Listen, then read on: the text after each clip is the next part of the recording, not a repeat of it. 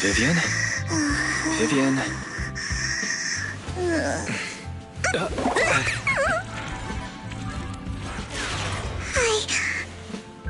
I didn't disturb your sleep, did I?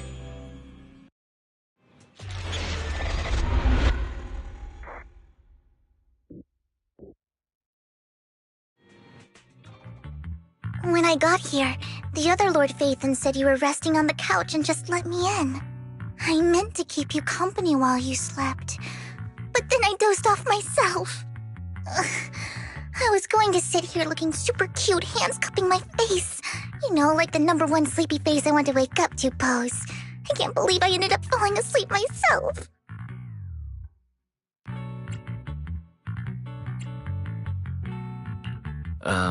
Vivian, are you sure you're awake? That sounded like sleep talk. I'm sure sleeping in that position couldn't have been comfortable either. No, Lord Phaethon. I was just worried that I had disturbed your rest. Just being able to see you sleeping peacefully is already the highlight of my day. No, my entire month. Though it is a bit late, but... Good morning, Lord Phaethon.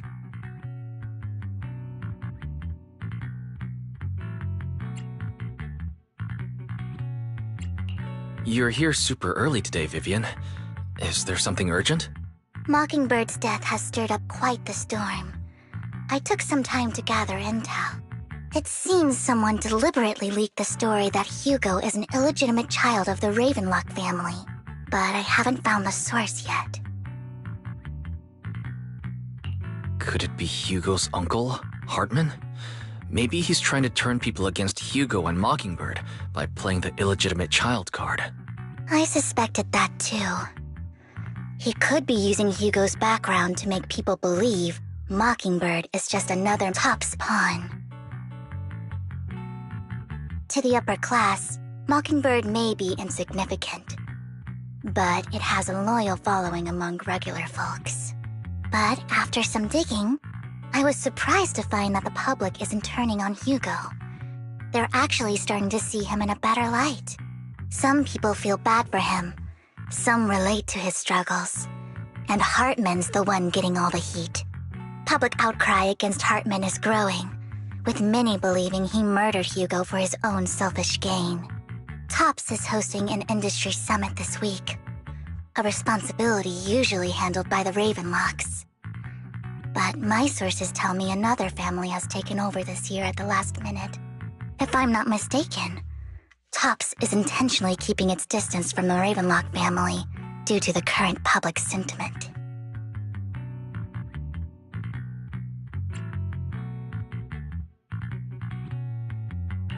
Is someone trying to take advantage of this to get rid of both Hartman and the Ravenlocks?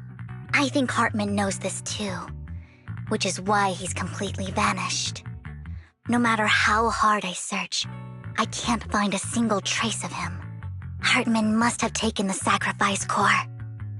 Now that he holds this bargaining chip, he is definitely going to negotiate his way out of this with the Exaltists. Sorry for interrupting. Can I borrow Wise for a minute? Oh, no problem at all. I'm sure you have important faith in matters to discuss. Take your time. I'll just be waiting outside. Wait! Don't go outside, Oh, don't mind me, Lord Phaethon. I wanted to browse the videotapes anyway. I'll be right here. Just let me know when you're done. Thank goodness Vivian didn't walk out the main door. Lycon's been pacing around outside for like half an hour and scared off at least 5 customers. He's stressing over what he did to Hugo in front of Vivian, but he really needs to talk to us. Maybe you should go speak with him first? Sure, I'll go talk to him. At the end of the day, we're all after the same enemy. As proxies, we should become the bridge between them.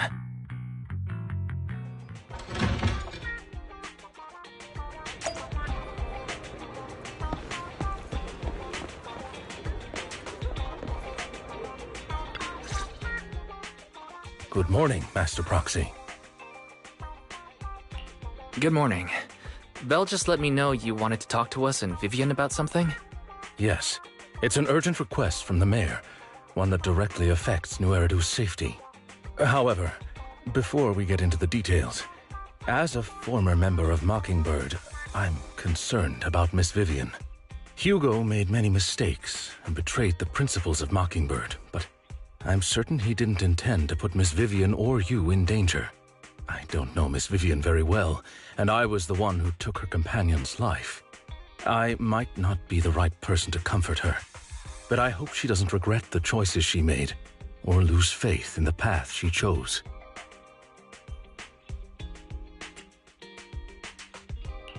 Vivian doesn't seem down at all. In fact, she's been actively gathering intel. I think she's handling this with even greater calm than I am. If you're feeling bad about what happened with Hugo, it might be a good idea to talk to Vivian directly. From what I've seen, she's not as fragile as you might think. That's reassuring to hear. I trust your judgment. You've always had a sharp eye for people. Would you mind coming in with me? I'd like to apologize to Miss Vivian in person.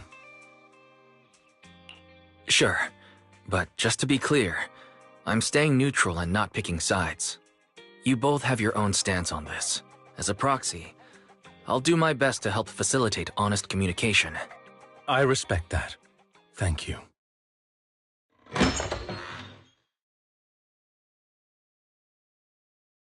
Miss Vivian, I'm very sorry about Hugo. You don't have to explain anything. I'm also part of Mockingbird. Mockingbird stands on more than just gain, so it won't fall when fortunes shift. Hugo had his fixations and ambitions. I also have things I must see through. I'm determined to get to the bottom of the Exaltists and the sacrifices. Miss Vivian, as a former member of Mockingbird, you have my deepest respect. You have my word, whatever comes next.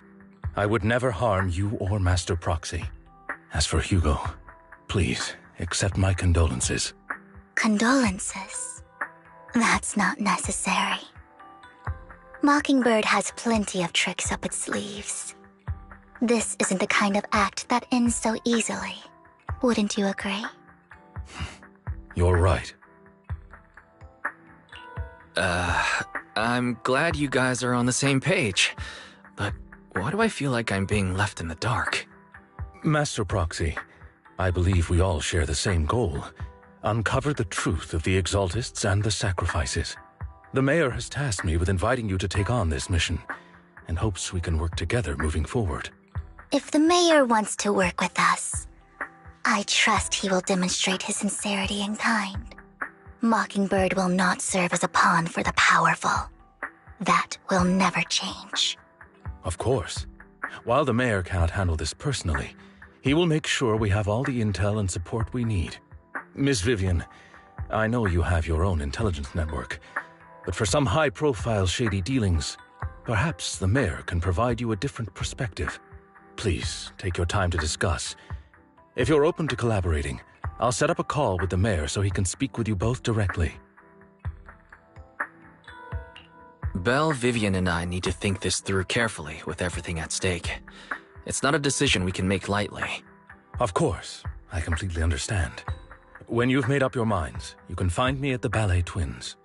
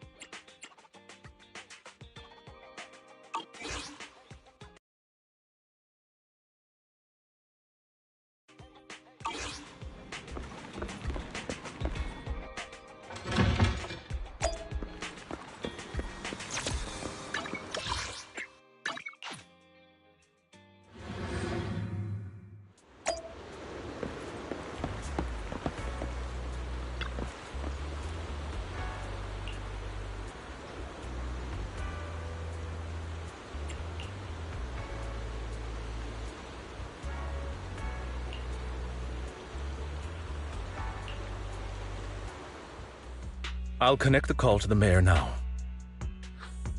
My dear friends, I'm glad you're willing to keep working with me. I'm truly sorry about what happened to Mr. Hugo Vlad. I didn't anticipate things would turn out this way. As mayor, I can't fully condone Mockingbird's actions, but personally, I had a lot of respect for Mr. Hugo Vlad. I looked further into Bringer's map. The sacrifices were created by an exaltist named Landon, who was active in Janus Quarter. Mr. Landon passed away in an accident a few years ago. Before he died, he was researching sacrifices and was said to have created a batch of serum that could turn living people into sacrifices. The problem was, the serum wasn't stable, and after his death, the recipe was lost. No one knows what happened to the exaltist in Janus Quarter back then. But it's clear that after the leader died, there haven't been major exaltist activities in the area. Bringer's map marks the locations where the exaltists' most successful attempts at creating sacrifices were.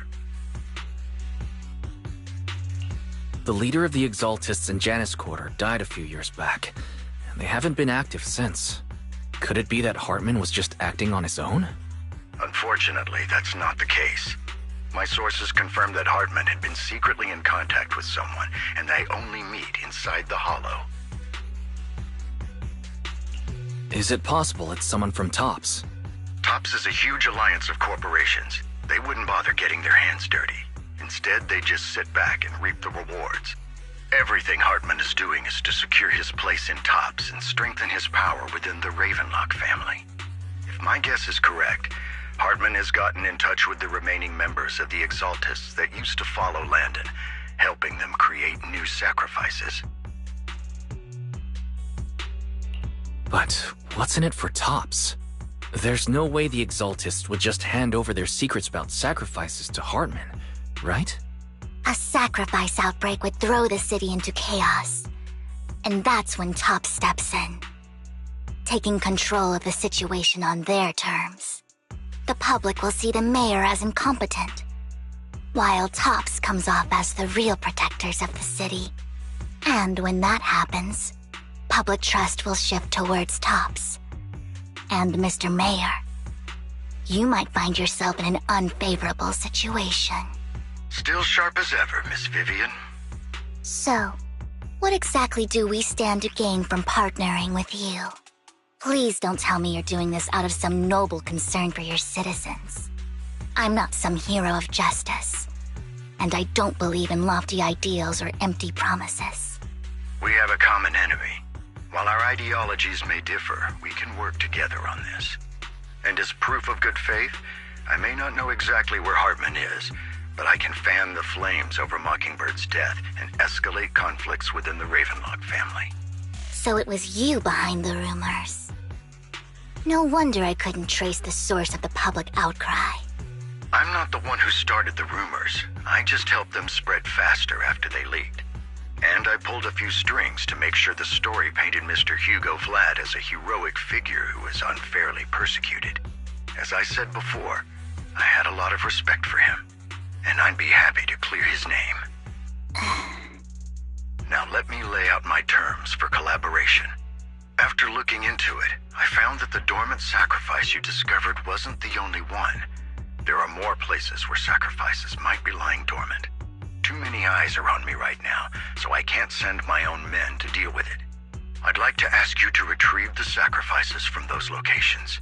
I'll make sure to dispose of them once you do, so no one will be able to use them again. On top of that, I've asked a friend to help monitor your physical condition, and maybe even uncover more of your potential. Her research overlaps with your teacher's work. You don't need to worry about her capabilities. She's a Void Hunter rank special investigator. Really? A Void Hunter rank special investigator is going to be assisting us? And she's involved in our teacher's research? That's right. She's heading to Janus Quarter for some business. I wanted to set up a formal meeting, but she declined. She prefers to assess things on her own and will reach out when the time is right. She'll let you know the details then. So it looks like you both are on board with this commission and ready to help recover the sacrifices? Okay. This affects a lot of ordinary people in New Eridu. We'll do our best. I know you won't let me down. Given our positions, we might not be friends, but we're definitely not enemies. I'll leave the rest to you then. I've got to go. Goodbye.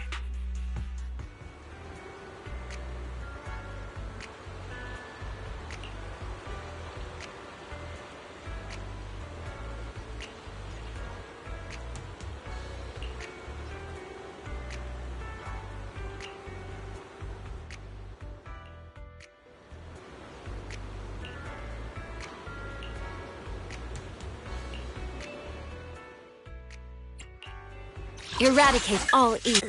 This is the path. I wouldn't. Ready and head made. Pick me? Don't you? Ready for combat. Wanna be my research subject? Could Is the eradicate. Come on! This is the path I follow. Huh? Mission starts.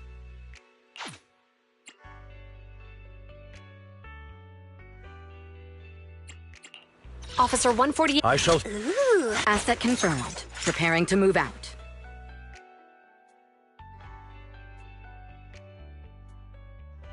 Is the concert starting?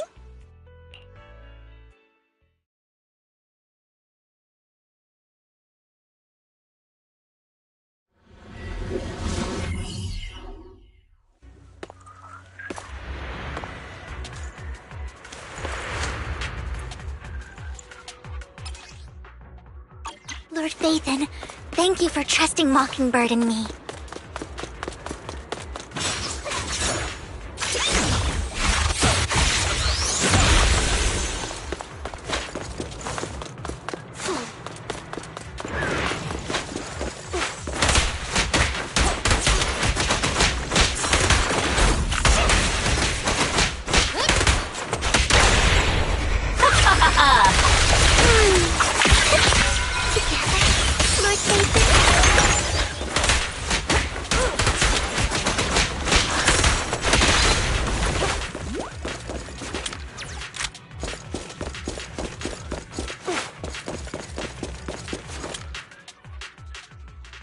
Already taken the dormant sacrifice from here? Or did the Exaltus decide to relocate it? No. If these dormant sacrifices aren't handled carefully, they could awaken and turn against anyone nearby. She wouldn't risk moving them unless it was absolutely necessary. Did she realize the mayor was looking into this?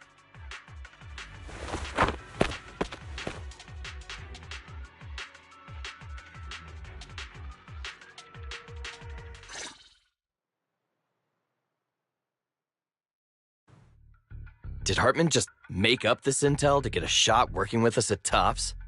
I've been walking around forever and haven't found a thing. The Ravenlocks have always been a shady bunch. No surprise they've gone downhill over the years. I heard they were pretty loaded back in the day. What kind of business did they run? No clue. On the surface, their businesses seemed legit, but who knows what was happening behind the curtain. Probably something with the sacrifices. I mean, how else would he know about the dormant ones left around here for years? And he was so sure that even if those original sacrifices didn't work out, he had a backup plan. Backup plan? What could that be? Well, that's beyond me. I just happened to overhear something while I was next to Mr. Edmund one day. What's Tops planning to do with all these sacrifices, huh? For research? Do you think we'll ever have a normal life in the Hollows? Don't ask questions you shouldn't be asking. All right. There's nothing here anyway. Let's leave the Hollow and report back on what we found. And we'll make it just in time to clock out for the fieldwork shift. Let's get out of here first.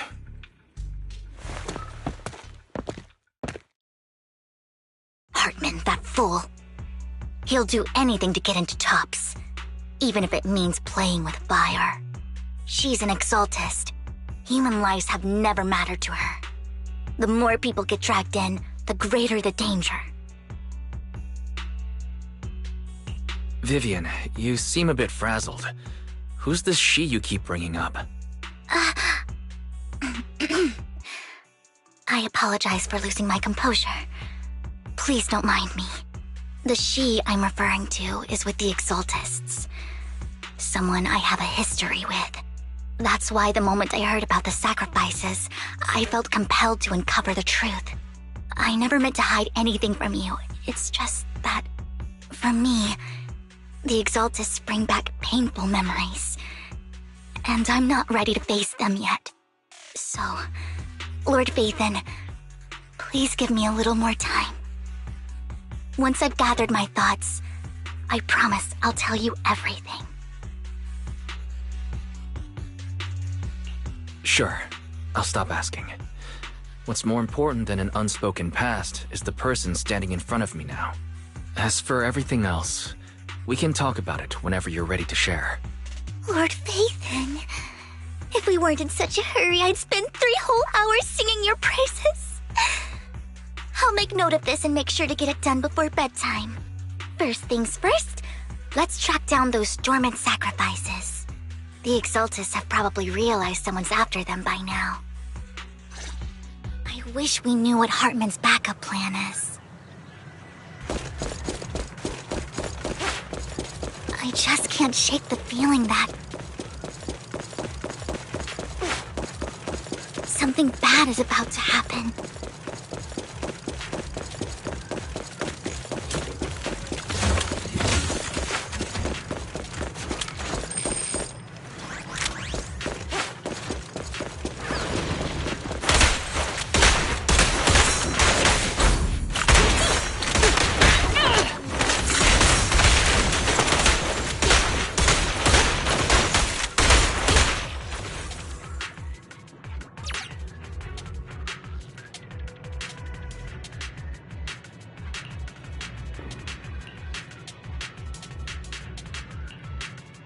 Hugo may have done terrible things, but he had his reasons.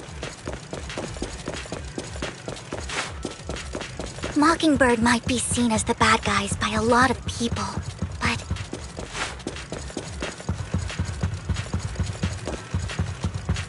ironically, joining Mockingbird is what put me on the right path.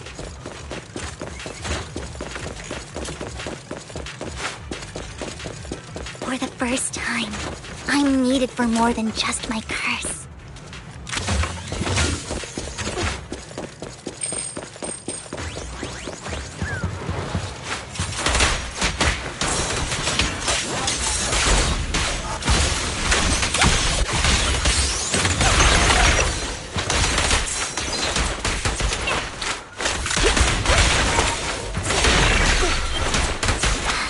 Nothing here either. Are we too late?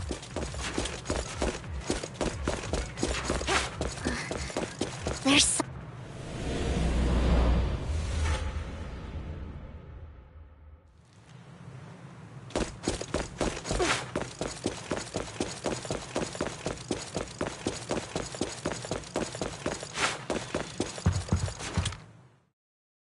I knew it was you, Vivian.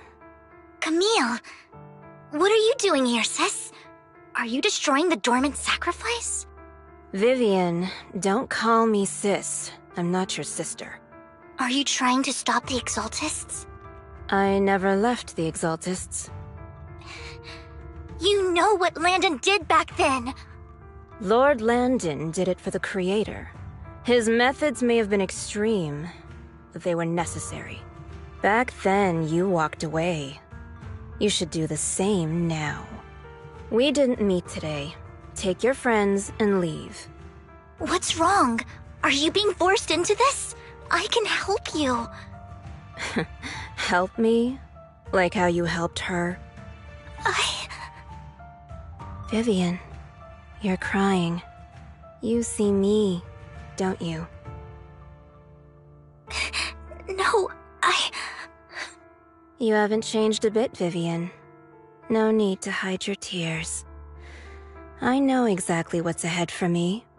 You've made your choice, and I've made mine. One last piece of advice. Stay out of this. She loathes you. I won't tell her we met today.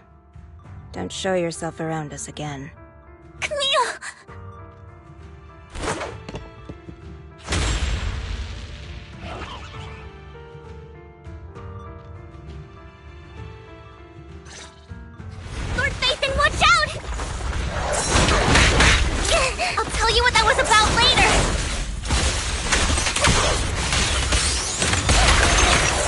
care of the ethereals first.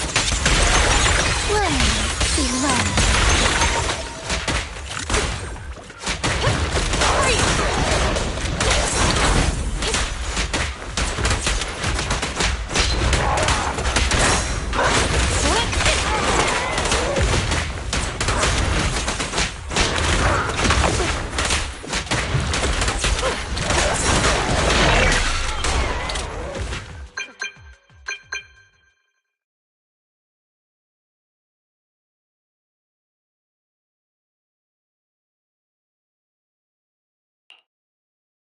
You've been gone forever. Did you run into any trouble? We searched the coordinates the mayor provided. Most of them were already empty. No dormant sacrifices. Camille, the Exaltists have been actively destroying the dormant sacrifices. Why would the Exaltists go after the sacrifices? I saw it too, but I can't figure out why the Exaltist would do this. And one of them is someone I once knew. I thought she would leave the Exaltists after Landon's death, but she stayed. Wait, what did I miss? Why do you know so much about the Exaltists, Vivian?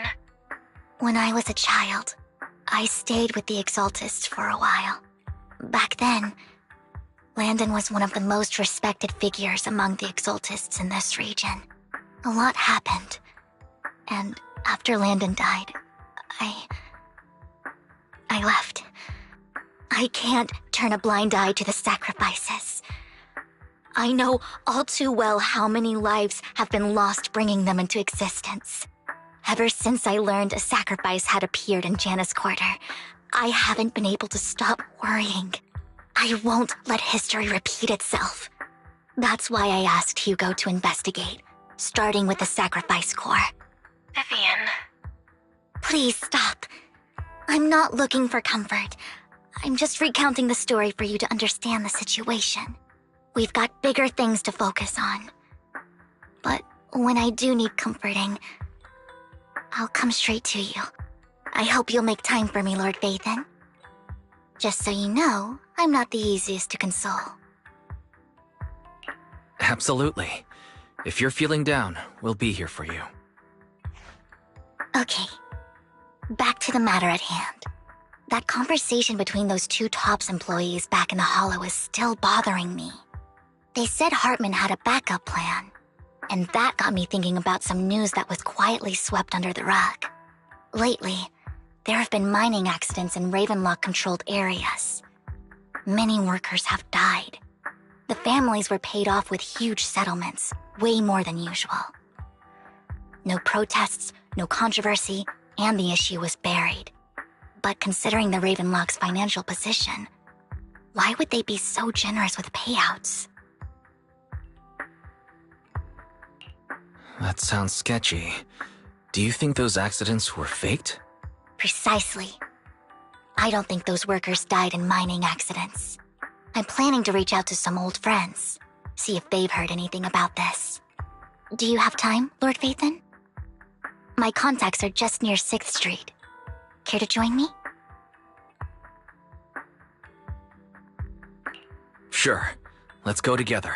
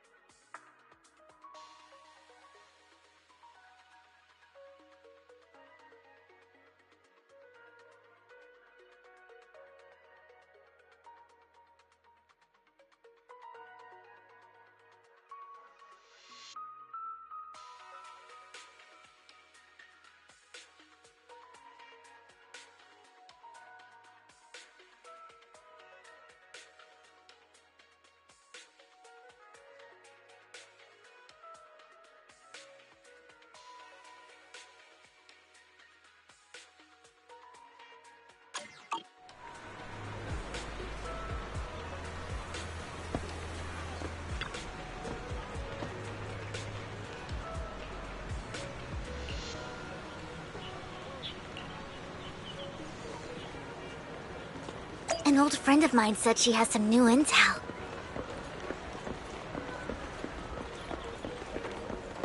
She's like a mentor to me. I learned a lot about data scraping on Internet thanks to her.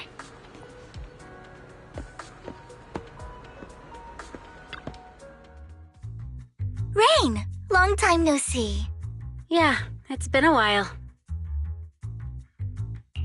Rain? So you're the old friend Vivian was talking about. Yeah, Phaethon. Long time no see. Rain! You actually know that Lord Phaethon is Lord Phaethon? No, I mean, you actually know Wise is Lord Phaethon. I didn't know right away. One time, I needed a favor from Nicole. I only found out after meeting them. I mean, who would expect a legendary proxy to be running a video store for a living? Oh, by the way, your idol... Rain, let's not bring up old stuff. Lord Phaethon wouldn't be interested in that. Why are you all tense? Right! Lord Phaethon lives on 6th Street too, and might know your idol. Remember when you traced that post on Internet to 6th Street and actually went to check it out? And you came back all bummed, spouting nonsense. Like there was only a black cat at the location, and maybe your idol is actually a talking cat. Or something like that. I think I know that black cat. It hangs around our shop now. Lord Phaethon, please, let's drop this topic. Come on, Vivian. It's been years and you still won't say who your idol is. If you'd just let me, I'd have tracked them down ages ago. I get it. You want to find the person who's important to you on your own. But you've tried so hard already. It's okay to lean on me a little, you know. I'm sure your idol won't hold it against you. I shouldn't have come to see you. Huh? What's wrong?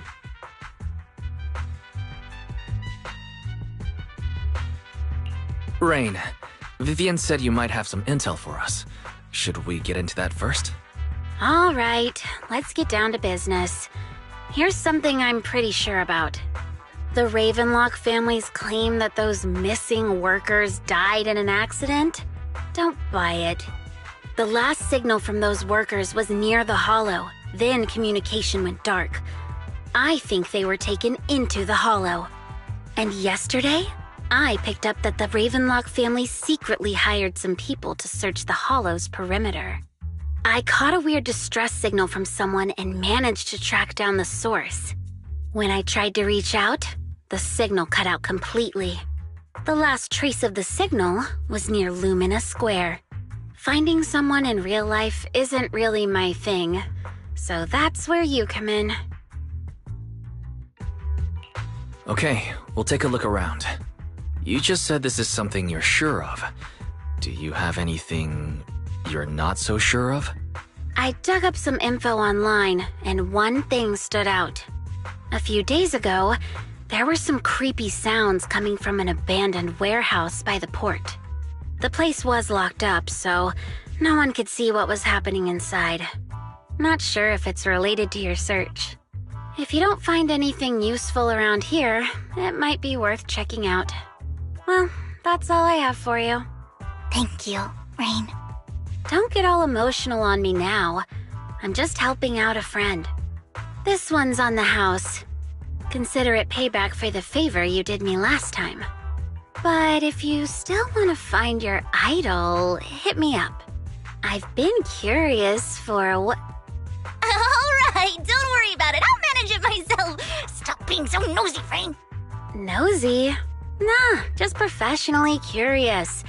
What kind of person is worth all this searching, huh? But honestly, whoever they are in real life, they've become a part of you. You've come a long way in this search, Vivian. I much prefer the person you are now. So if you find this person, don't chicken out. Go meet them. People will appreciate you for who you are. Rain. I might not care about the real world or what it'll be like, but I hope everyone I know can live a good life. I'm counting on you to save the world, guys. All right, I have other business to take care of, so I'll leave the rest to you.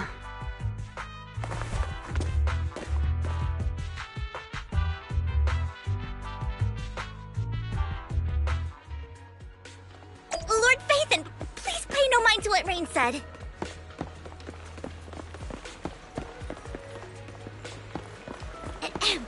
That big guy's up ahead. Let's hurry.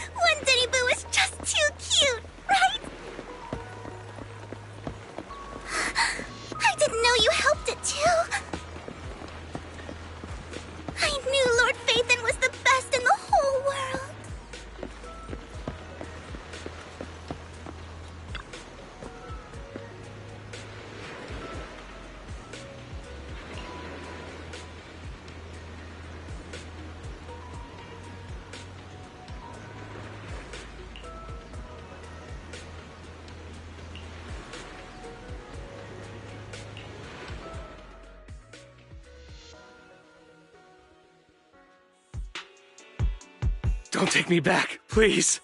I was wrong. I know I messed up. I don't want your money anymore. Please, no. Calm down. Who are you? I won't say anything. Just let me go. I don't know anything. I swear, I know nothing. We are not PubSec, the HIA, or the Ravenlock family. We won't force you into anything. There's no need to be afraid. What do you want from me, then? We simply want to know where the Ravenlock family took you and what they made you do. I can't say. I can't tell you. I have a family. They'll hurt them. You never saw me. Please, just stop asking. Don't you wish to see your family? I don't deserve to see them. It's my fault. I was greedy. I did this to myself. But your family must miss you dearly. I'm sure they won't blame you. No, it's my fault. It's all on me. I don't want to drag them into this. If the whole ship is sinking, no one on board can escape. I'm just a nobody. And right now, there's nothing I can do to change anything. If you care about your family and friends, now is your chance to stop the disaster before it's too late. Even a butterfly flapping its wings can send a tsunami surging across the ocean. No one knows how this will turn out. But if you do nothing now, the only thing waiting for you at the end will be regret. We're not here to turn you in, and we won't force you to confront them. You'll be safe with us. I'll help you return to your family. But you must tell us precisely what happened. Hartman offered a huge amount of money, looking for workers to go into the hollow to guard something. The money was way too good. We all kind of figured something wasn't right. I thought it was just smuggling or guarding some kind of illegal ether resources, so I signed up. After we sent in our applications, Hartman's men took us into the hollow. The first place we went, there was a strange box. When we got there, they handed us some pills, saying they'd improve our aptitude for ether, for us to last longer in the hollow. But after I took them, everything went fuzzy. Something was definitely off about those pills. When I woke up, I saw my coworkers dead in front of me, and there was blood all over my hands. They said something about me being a good experiment, moved me somewhere else, and locked me up. They wanted to inject me with something. I got scared and didn't know what was gonna happen. But then a blonde guy found me, gave me a carrot, and let me go. So I escaped. I didn't want to kill anyone. I don't know. It wasn't your fault that your coworkers died. You were just a tool in their hands. Do you remember the place they first took you? Do you know what was in that box? I only remember the first place was like a rooftop. I think it was on top of a tall building. What exactly was in that box? I can't remember. I'm not lying. Those pills they gave us, they make you hallucinate. I took just one and my mind felt like it wasn't my own. My memories turned into a blur. I'm telling the truth. I'm not trying to run from my mistakes. I just really can't remember what happened. I know you're not lying. We'll arrange for your protection. You can rest easy and recover, and your family won't be dragged into this. Once this is all over, you will be able to reunite with them.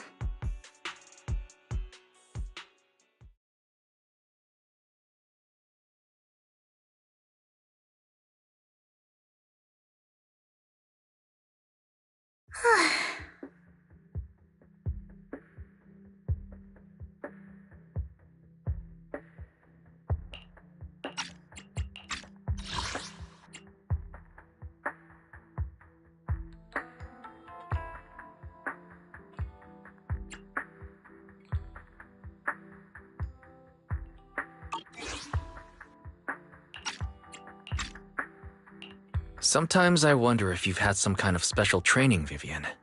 No matter who you're up against, you seem to analyze the pros and cons and make a judgment in no time. Actually, I wasn't always like this. I used to run away when things got tough. There was even a point where I just wanted to disappear. As if my very existence was the source of suffering. I wondered. Perhaps leaving it all behind could put an end to the pain. It's hard to picture that. My first impression of you was pretty, assertive. Well, I was on a mission at the auction when we first met. And just as Rain said, I've come a long way from who I used to be. Speaking of Rain, it's quite a coincidence that you two know each other and are actually close. You even know one Denny Boo. That surprised me. We might have crossed paths without even realizing it. Enough about me. Tell me more about you, Lord Phaethon. Where have you been? And what have you experienced? Looking back, it feels like I've been through a lot lately. Belle and I even lost our Phaethon account. It's a long story, starting with how the Cunning Hares took something from the Red Fang gang.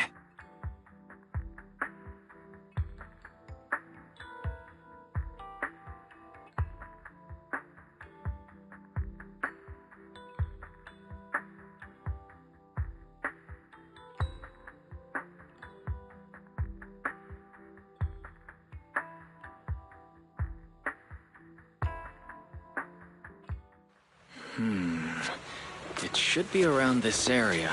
Belle told me there's a highly rated store here.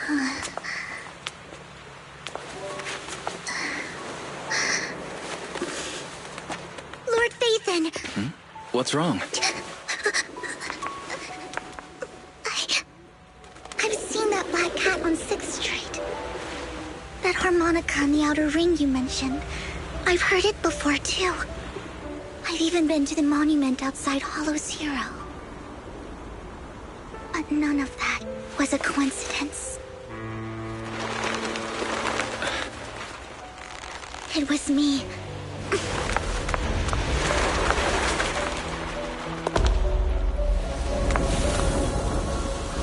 Following you, and now I've finally made it to your side.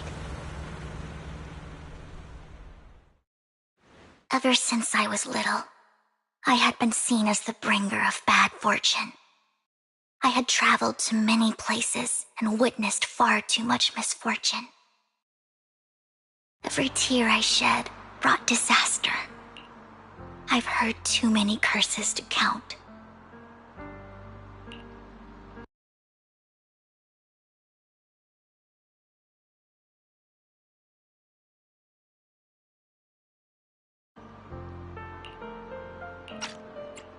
I loathed my tears as much as I despised my own existence. Wherever I stayed, tragedy followed. I had roamed too many places, and each time, it ended the same way. I didn't know where I could go anymore. One night, I stumbled upon a post discussing me. Whether they knew me or not, everyone seemed convinced that I was the source of the curse. Some mocked me with cruel intent. Some wished I would vanish, and others speculated maliciously. It really seemed that my very existence was a disaster. In that moment, as darkness enveloped the city, I saw lights flickering to life all around New Eridu. So many lights, and not knowing where to go, I thought, if only I could disappear into those lights. I made up my mind, and right then, my phone rang. I decided to take one last look. I wanted to know who left me my final message from this world. It was you, Lord Phaethon. Huh? Me? Yes.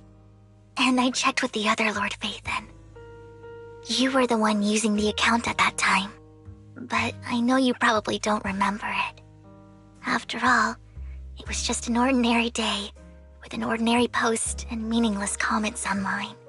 But for me, it was the night I finally realized where I could go. I wanted to walk the paths you had walked, see the sights you had seen. And then, one day, share it all with you, face to face. So, I have to ask, what exactly did I say in that reply? Well, you'll have to figure it out for yourself. I'm not telling you. You're putting my memory to the test. So, Lord Phaethon, thank you. Not only for that comment you made that day, which was a silver lining for me, but also for giving me the courage to become who I am today. The Vivian standing right in front of you now, Lord Phaethon. I truly like who I've become.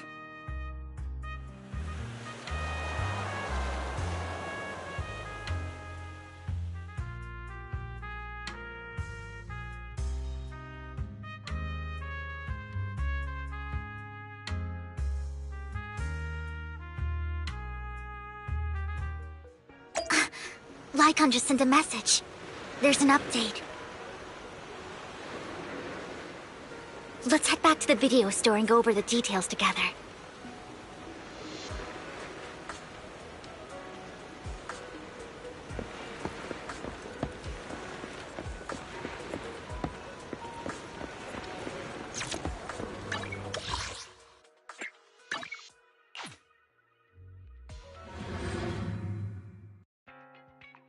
Wise, you're back. Looks like Lycon's tied up with something. He said I should just chill until you're back, and then we can talk online. I'll call him now. Master Proxy, Miss Vivian. The gentleman Rena brought back has stabilized and calmed down now. Based on his account, we've identified where Hartman is hiding the core. He also mentioned that Hartman plans to trade the core with a group of people. We suspect that this group consists of members from the Exaltists. I knew it.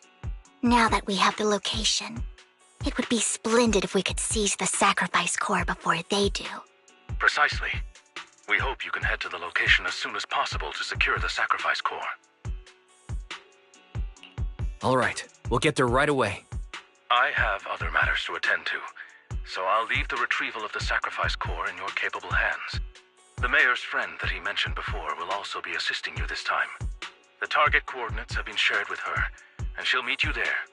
Please ensure your safety, and I wish you all the best.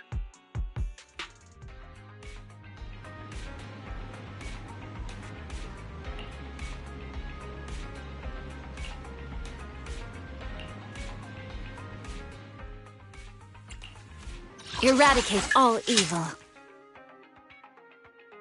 Is the I've got your back. awaiting further instructions? Good day, Lord Phaethon. Wanna be my research subject? Which alias should I use this time?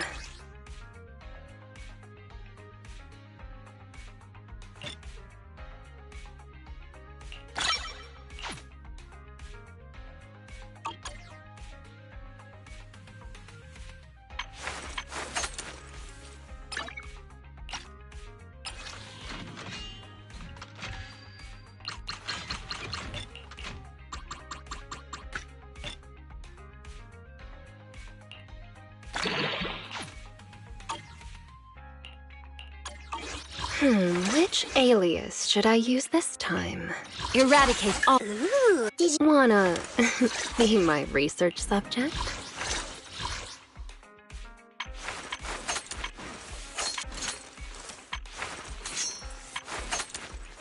Wanna be my research subject?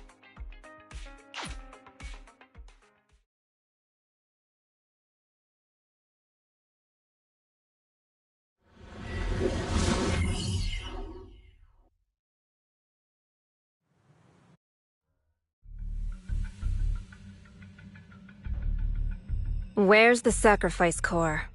Camille, you really think I'd stroll around with something this important? Plus, even though the Ravenlocks and the Exaltists have been working together for ages, I've hardly even met Lady Dina. I'm the one offering the sacrifice core here. I'm curious what Lady Dina's got lined up for me in return? I'm just here to verify that the core you mentioned is real. Once that's sorted, Lady Dina will give you a proper response. Our partnership isn't just talk. We need to be sure you have what we need before moving forward. Sure thing. I'll take you to where I keep the core. Once you verify it's legit, have Lady Dina come over. We'll lay everything on the table face to face. All right, lead the way. It seems Hartman is trying to bargain for more. What a greedy and insatiable man. It's just that... why would they only send Camille for something as important as the sacrifice core? And I can't shake the feeling that Camille doesn't want Hartman and Dina to meet. Why is that? So this Dina they were talking about, is she the leader of the Exaltists? Kind of. Lord Phaethon, I really think we should hurry. We must get to where Hartman keeps the core before anyone else does. I've mapped out a shorter route, but there will be ethereals along the way. I'll leave the fighting to you, Vivian. Don't worry, Lord Vathan. You're in capable hands. I'll ensure your safety.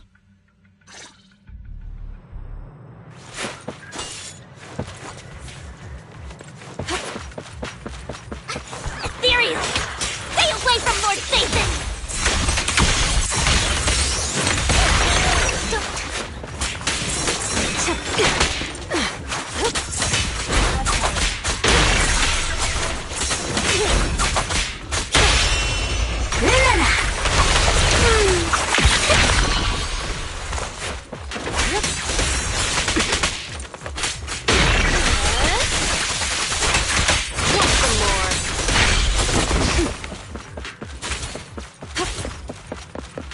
Looks like Hartman's trying to negotiate for more leverage.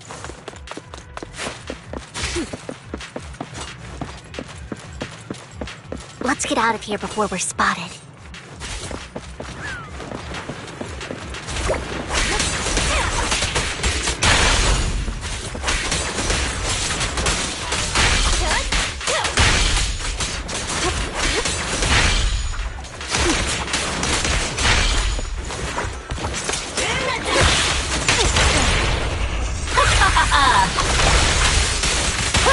Let's keep moving, Lord Vathan.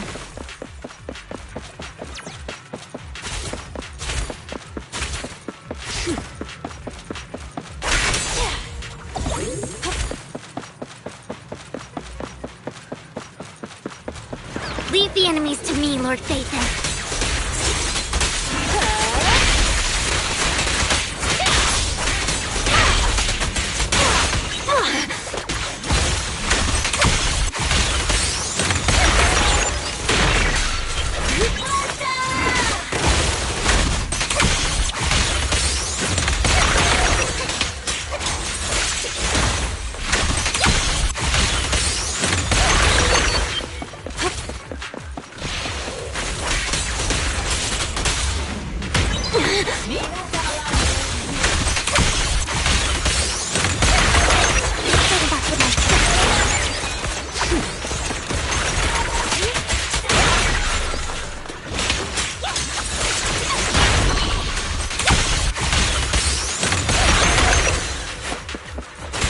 The final act begins now.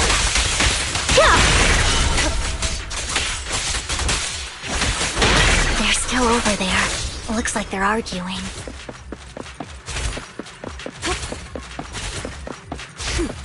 This is our chance. Let's hurry.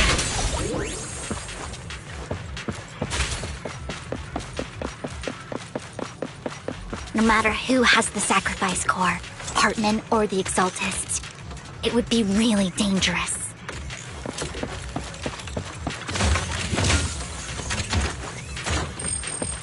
Our best move is to seize it before they do and destroy it. Hand over what's in the box. Or we do this the hard way. You sure talk big, little girl. Let's hurry and secure the sacrifice core.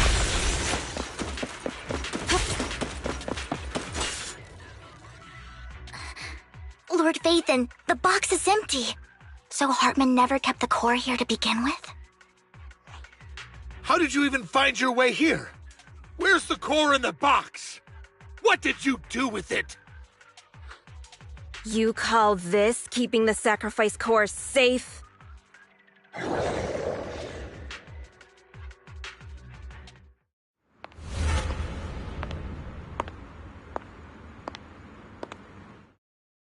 Vivian, it's been ages. Dina! Oh my, you actually remember me. So sweet. Look at you, thriving. I thought you'd totally forgotten about our past. So, tell me, do you ever dream about the people you've killed? Are they crying in your head all night? Back then, I had no idea. You had no idea? While you were soaking up all that love from your daddy and everyone else, you had no idea what was going on? I wasn't... Lady Dina, Miss Vivian didn't actually... Camille, when did I say you could meet up with Hartman today? I just wanted to make sure the sacrifice core is legit. I was worried Hartman might try to pull a fast one on us. Really? So loyal. I thought you'd be more like the old days. Just a few words from Vivian, and you'd be plotting my demise. Just like what you did with Father. I won't, Lady Dina. Don't even think about betraying me, Camille. You owe me for what went down back then. However, I do understand your worries. This core, it's fake. No way! I got this straight from Hugo! It can't be fake! How can you just claim it's fake without any proof? Ugh, seriously?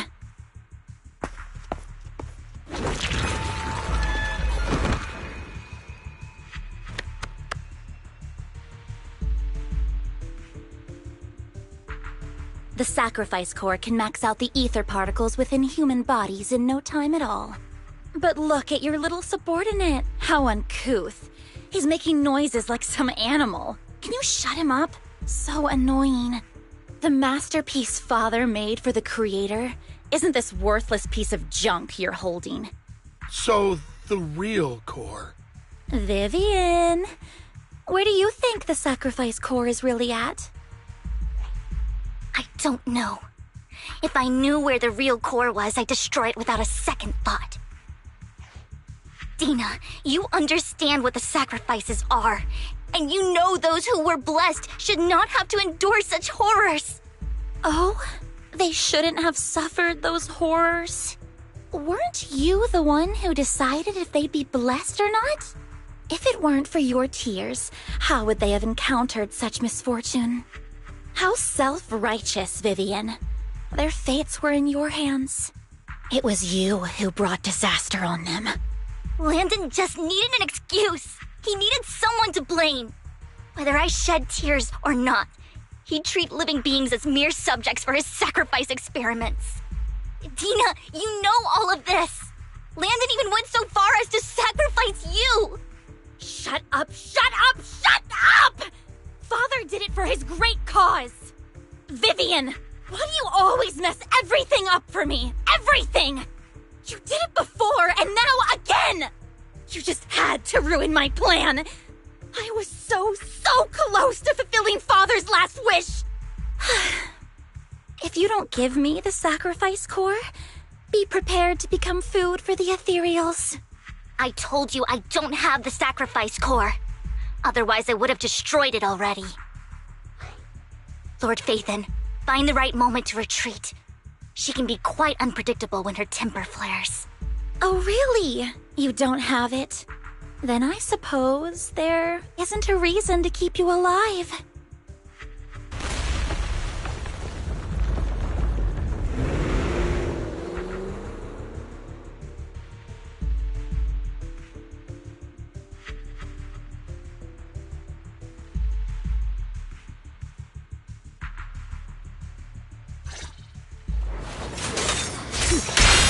Notice me.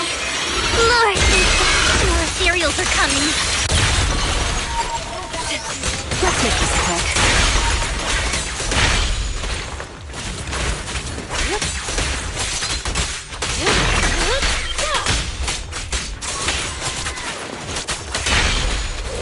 There are too many.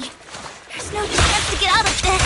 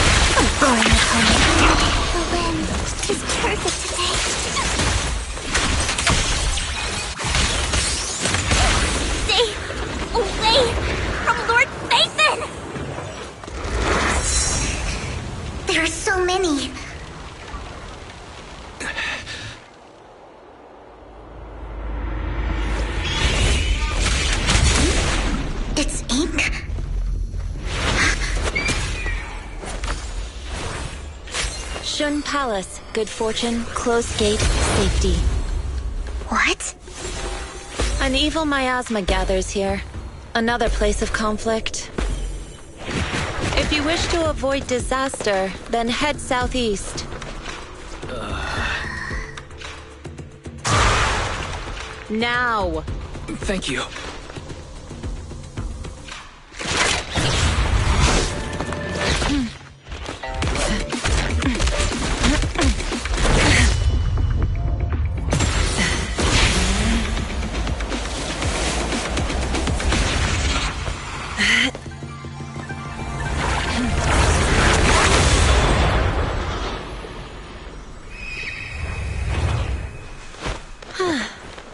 Finally, peace and quiet.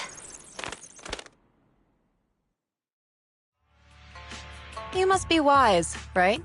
Mayflower mentioned a special partner might need my help. May I ask, who are you? I'm the 13th generation master of Yunque Summit. You can call me Yishun. Mayflower passed along your info, and I was curious what kind of person you are, so I came to see. At first, I thought it might be a hassle, but your energy feels really calming. Quite nice, actually. So, you're the investigator the mayor mentioned? Yes. He also asked me to be your temporary teacher and offer you a bit of guidance.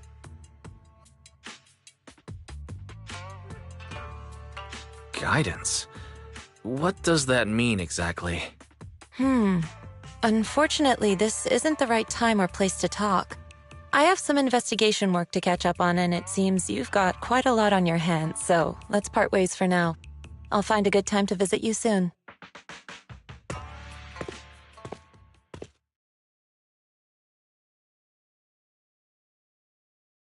I'm so sorry, Lord Vathan. I'm just not feeling very well. I think I'll head back for now. I'll investigate the sacrifice core and reach out once I find something. You don't look so great. Let's get out of here and figure things out later.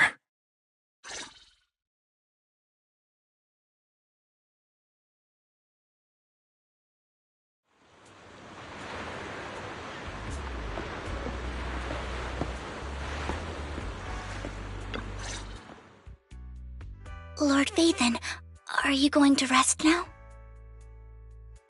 I can head back later, Vivian. You seem a bit off since we left the Hollow.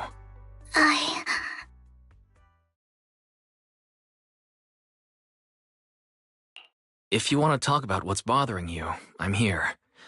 Sometimes it helps to get it out. I didn't mean to keep my past from you, Lord Vathan. When I was little, people thought I brought misfortune, so no matter where I went, no one wanted me around for long. Then, one day, Landon adopted me and brought me to the Exaltists. There, I met Dina, who was so kind to me, treating me like a dear sister. She told me her father, Landon, was a great man who'd one day make everyone stop fearing the Hollows, so all life could live freely inside and outside of them. Dina helped Landon pick people for the blessing, and everyone in the Exaltists respected her greatly. Those who received the blessing would have a better ether aptitude, allowing them to enter the Hollow freely without fear of sudden disaster. Back then, Dina would chat with me every day, always about the Exaltists and her father. But things between us shifted when Landon asked me to step in for Dina. Landon told me I didn't only bring misfortune, and that if I listened to him, I could actually help people. After that, he'd take me to meet people, and if I shed tears, he'd give them a blessing medicine. Those who got the blessing could dodge calamities. At first, I was ecstatic, thinking I could help others. I shared my joy with Dina, but that was when she started to pull away from me.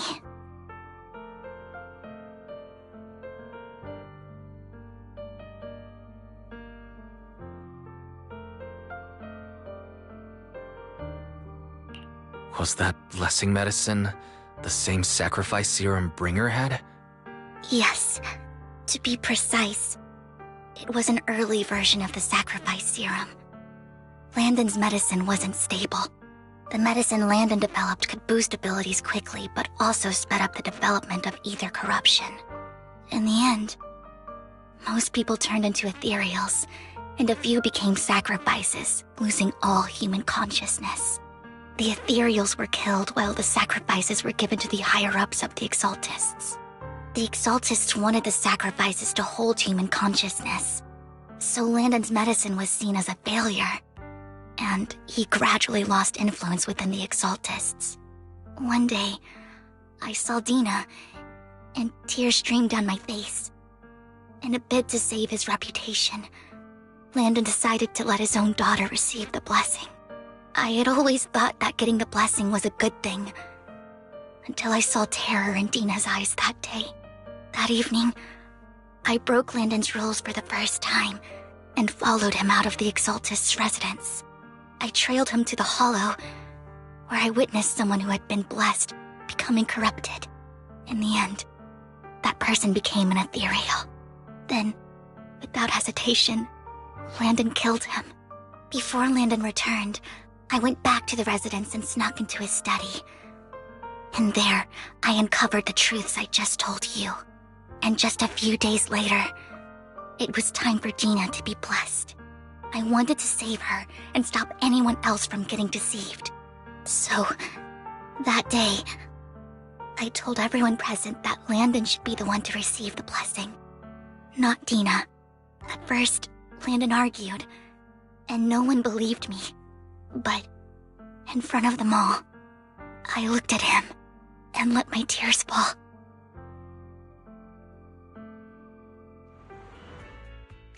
Lord Landon, please accept the blessing. Vivian, you... Why won't you accept the blessing? Were you lying to us? Ungrateful fools! You have no use anymore! Liar! Run! Run! Dina! Dina, wake up! We have to go! Vivian? What's happening? Listen to me! Lord Landon's so-called blessing isn't...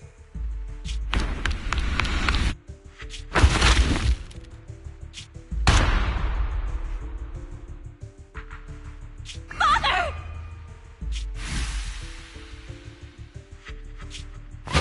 No, I was just... Mom, I want to go home. It's got nothing to do with us. This is just what happens when you don't accept the blessing. Vivian, was this you? Dina, I just didn't want you to accept the blessing. Everyone who does ends up... I just don't want to lose my father. You knew? If you knew what he's done, you...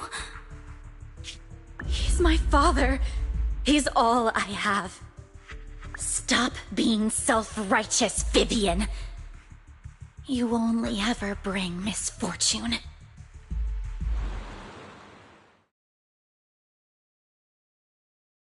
I thought once Landon was gone, Dina would leave the Exaltists.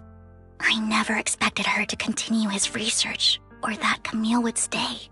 Camille lost her entire family in a Hollow disaster, so she's always supported the Exaltists. She's not a bad person. She's just someone searching for hope. She joined the Exaltists very early on, and even watched Dina grow up. That day, she was just so desperate to save Dina that she... All these years, she's been following Dina, taking care of everything out of guilt, I think. But I didn't just fail to save Dina. I trapped her. I see misfortune approaching, but I can never change its course or avoid the bad ending. Maybe I really am a bringer of misfortune. No, you're not the one causing trouble. Whatever went down with the Exaltist, it was Landon who was pulling the strings. As for Dina and Camille, they knew the truth and they made their choice. The Hollows and the disasters they caused took more than just their loved ones. Not all survivors cling to obsession and hatred like those two do. Lord Phaethon. You need to believe in yourself, Vivian. From what I can see, you're handling this sacrifice crisis pretty well on your own. Besides, you told me you really like who you've become. I hope that you can believe in that at the very least. Yes, that'll always be true. Thank you for listening to my story today. Years have gone by, but I've never had the courage to face all this.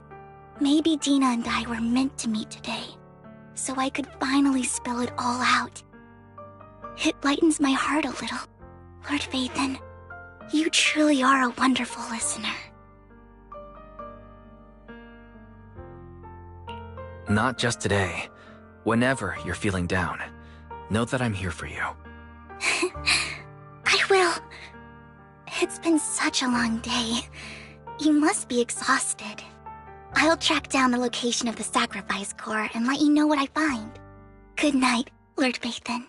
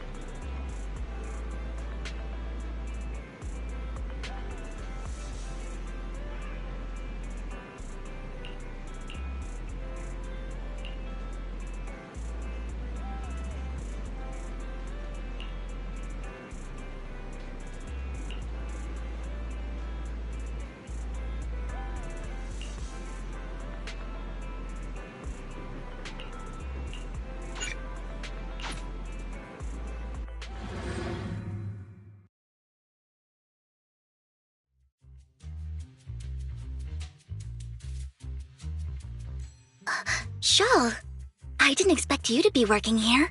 Perfect. I was just covering someone's shift. The screening here is super strict, and I was afraid the supervisor would realize I was new and subbing for someone, so I hid in the control room during the supervisor's inspection. So I happened to bump into this guy, a blonde man wearing a hat, and I think he was checking some footage. Then he logged that footage into the tape he brought. Later, I found that part of the footage had been wiped. Blonde, wearing a hat. Could it be Hugo? Do you know him? I think it's him. If it were Hugo... I think I know where he would hide the tape. Thank you, Shaw. You were a big help. Great! You also helped me a lot when I started working. I used to make mistakes all the time. If it weren't for you cleaning up my messes, I would have been fired ages ago. So I'm happy I could help you too. All right, go ahead and do what you need to do. We'll catch up another time.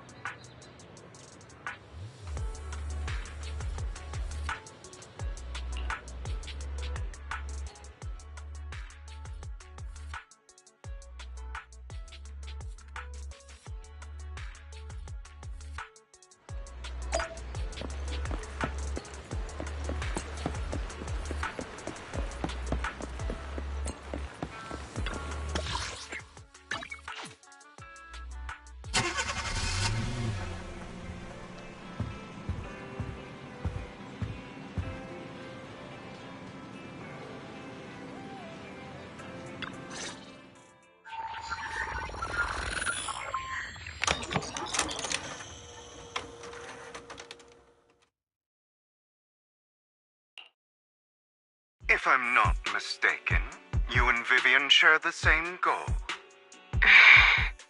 Silence is no good for negotiation. I just don't want Dina to reach a point of no return. Hasn't she already reached that point with what she's doing? The formula for the Landon serum was lost, but a batch survived, and Dina was able to develop a substance that can be used for mind control. She's trying to combine the two to make sacrifices that would obey human commands. If the dormant sacrifice and the remaining Landon serum are destroyed, we can put an end to this. Dina's concoction can't create sacrifices on its own. And the sacrifice core? That belongs to the creator, not her. Although I find Landon's methods despicable, I can't deny that the Exaltists and the creator are leading us in the right direction. I just don't want Dina to spend her life trapped by her father's mistakes. I mean, no offense, but I find your protectiveness rather weird. I will confirm the location of the dormant sacrifice and find the chance to relay the information to you. I do not want any of my people to be going into danger. As for the sacrifice core, I can only guarantee that it will not fall into her hands. As for how things will ultimately play out, the creator will guide me.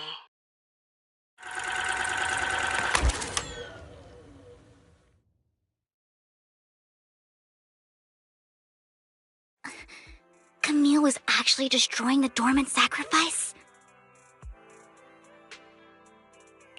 Compared to Camille's motives, I'm more concerned about whether Hugo has more plans lined up. Hugo... Wise, Lycon just sent a message saying he's got something urgent that he needs to talk to us about now. Alright, let's patch him in. Master Proxy, I apologize for disturbing you.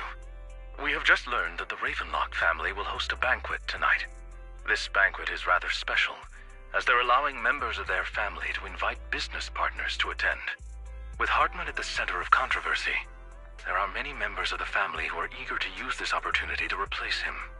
The mayor has been spreading rumors of a young tycoon who inherited a sizable fortune and is looking to partner with a person from an old and influential family. This information has lured a young man named Burton from the Ravenlock family. So, you want me to pose as this tycoon and use Burton to infiltrate the banquet? Correct. And Hartman's study is also located within the venue. I see. Hartman's study might hold valuable information. It seems like there's nothing left for me to do. You can attend as her +1. +1? Lord Phaethon, please go with me! Master Proxy, it seems Miss Vivian requires your presence, so... Yes, just your presence will help me immensely! Sure. If we go together, we'll be able to keep an eye out for each other. I'll accompany Vivian. I'll send you the time and place for the meeting with Burton. If you encounter any danger, please evacuate immediately or contact me for backup. I hope everything goes well for you tonight.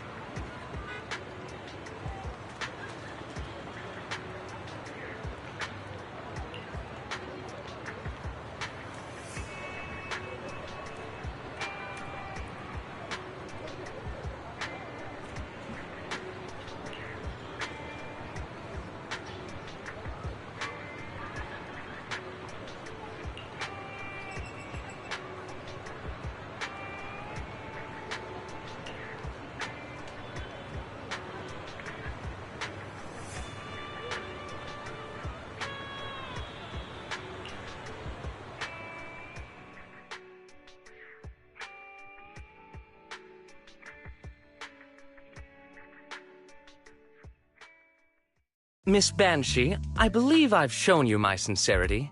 Now how about you? Sincerity? My presence here is a show of sincerity. If we're to work together, Miss Banshee, you should drop your pretentious act. I am well aware of the ways of the Ravenlock family. If I were to come empty-handed, I probably wouldn't even be able to make it out the front door tonight. Since I agreed to come with you, and even brought along my most precious companion, does that not show my deepest sincerity? No need for such an off-color joke. Our door is always open for those coming or going. We both know what's what, so let's cut the small talk. I know far more about how the Ravenlock family made their fortune than most here. I am also well aware of why Hartman, despite such a massive scandal, still remains in power. Oh? Do tell. Exaltists, blessing, sacrifice, Landon. Where would you like me to start? How did you know that? No, who are you? Don't be so tense. If I'm not mistaken, it's about time the banquet began. My companion and I are practically famished. Is this how you treat your guests? By letting them starve? Perhaps when we've had our fill, we'll remember where the sacrifice is hidden. You know where the sacrifice is? So, can we go get something to eat now? And I'm also looking forward to receiving a special dessert from you. We can discuss what you wish to know while we enjoy dessert. Of course. I wouldn't let such an important guest discuss matters on an empty stomach. As for dessert, I will prepare it myself, and I guarantee it will satisfy you. I'll come find you later. I wish you a pleasant evening.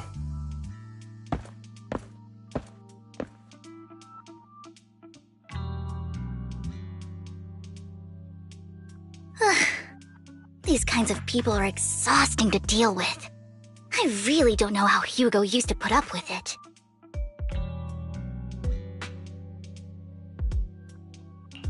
Was there a special meaning to the dessert you mentioned just now?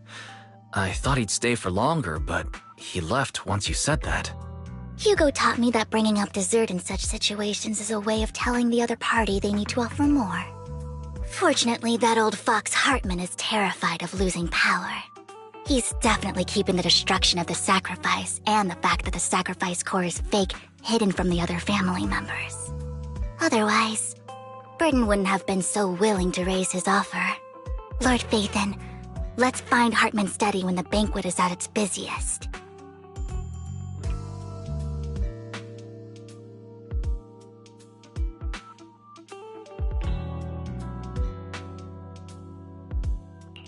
All right. I've already taken note of the surrounding terrain. Once more people arrive, we'll enter the garden through the door in the corner of the banquet hall. Wherever you go, I'll follow, Lord Phaethon.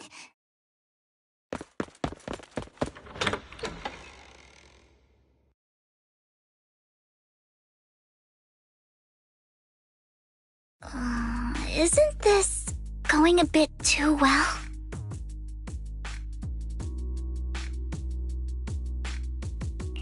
The security outside of the manor is really strict, but maybe it's more lax on the inside? Just in case, though, let's contact Lycon. Right. Having some backup would be safer.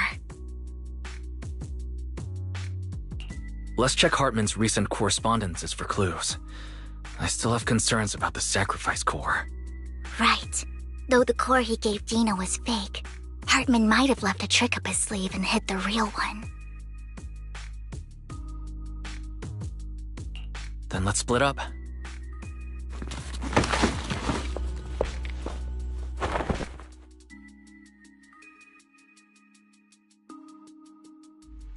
Esteemed guests, is the catering at the Ravenlock family banquet not to your satisfaction? So much so that these two distinguished guests felt the need to come to my humble office to scavenge for food. Don't want to come out?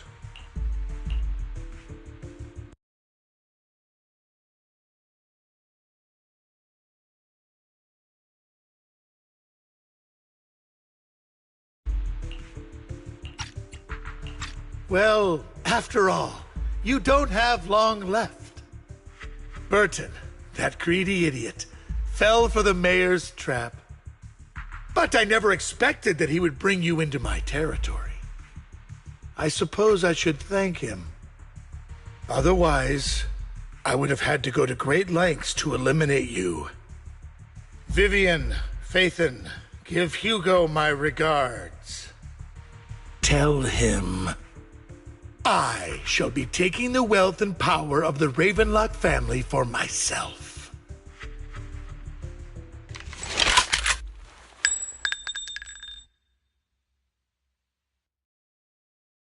The bullet? How? Dear Uncle, why must we be so distant with one another?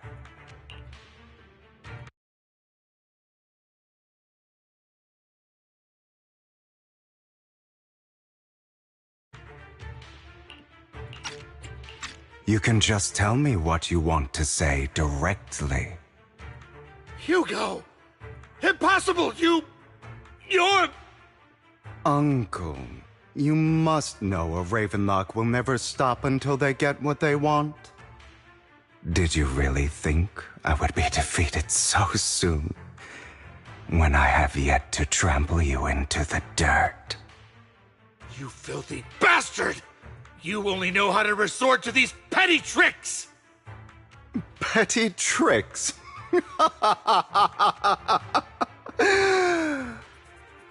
Perhaps you'd like to know what I managed to accomplish using this faked death of mine. My dear uncle.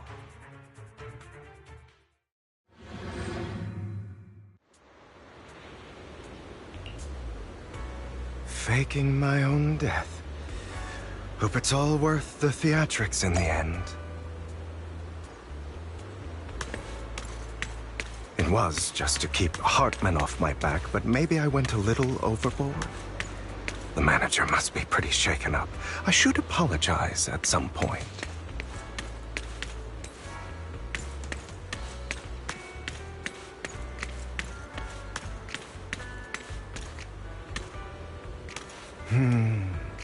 Guess I'll also bring Lycon along. He's my partner in crime, after all.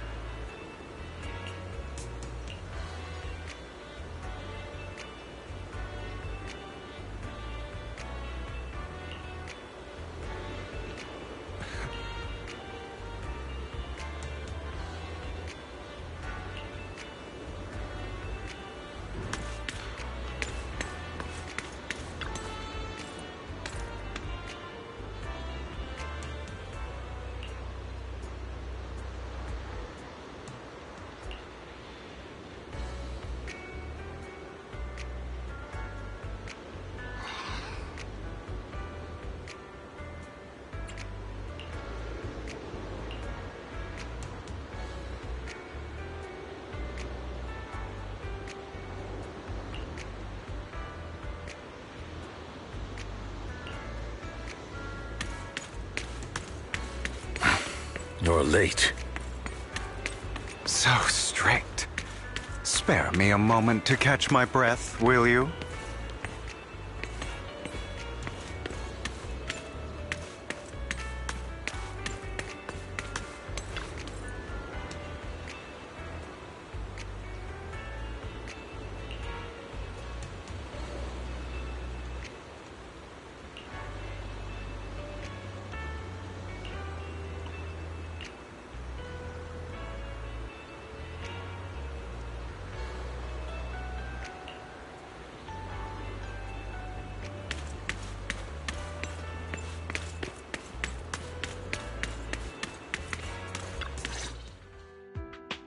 taking longer to rest than I expected.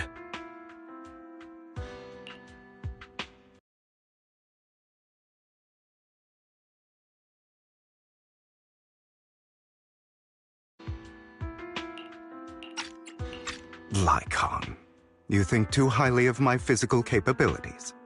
Well, thank you for your cooperation. I must say, if nothing else, at least your acting skills have improved.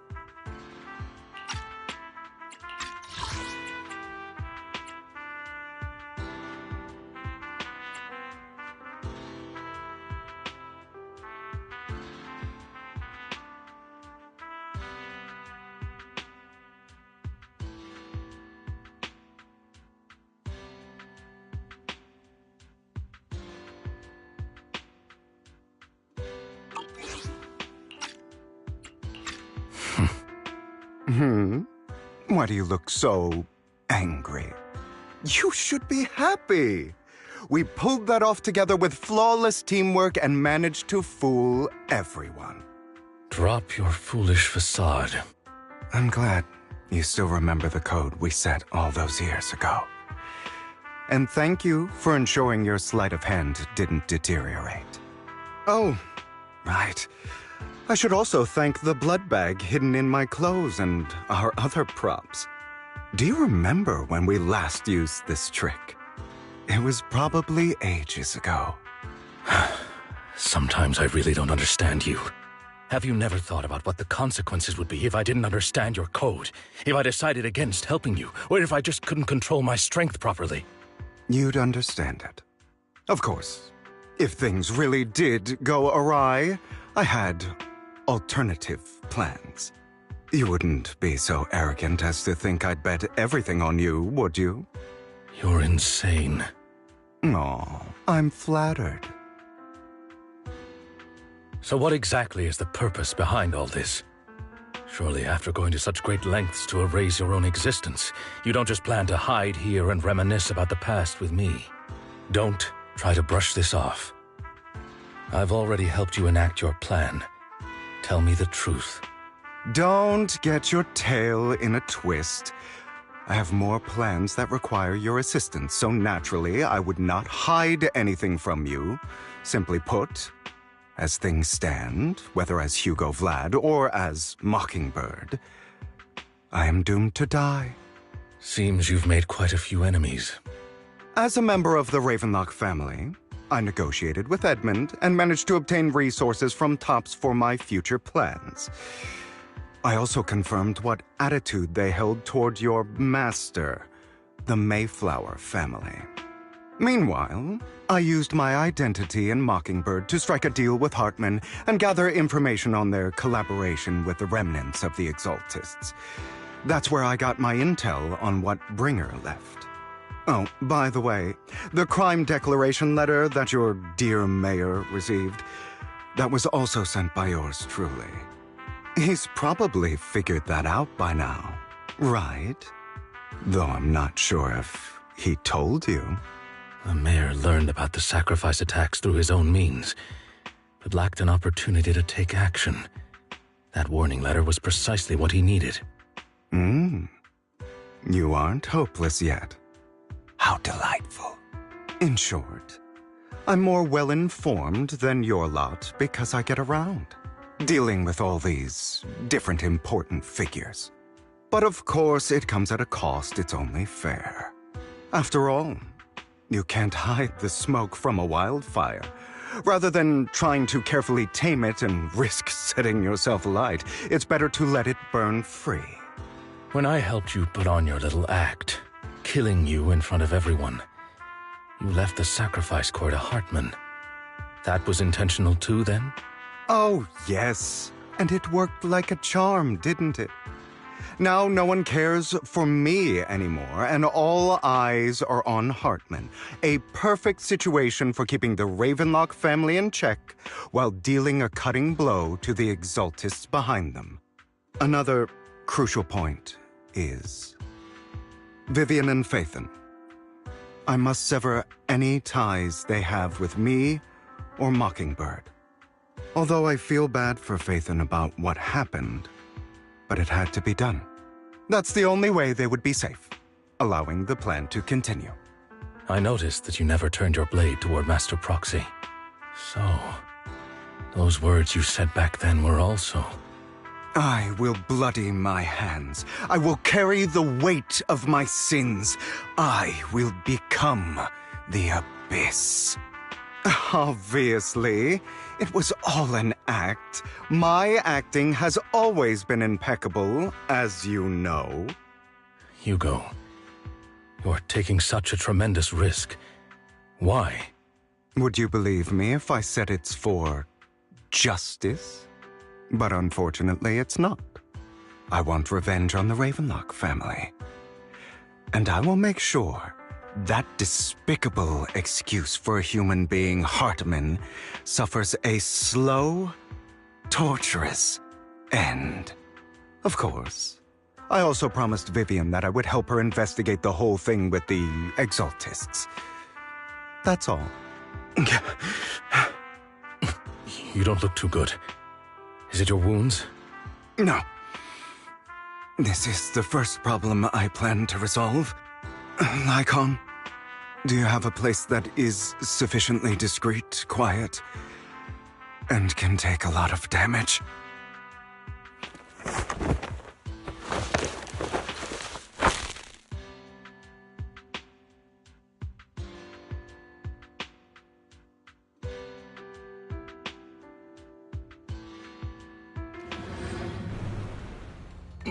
What exactly are you doing?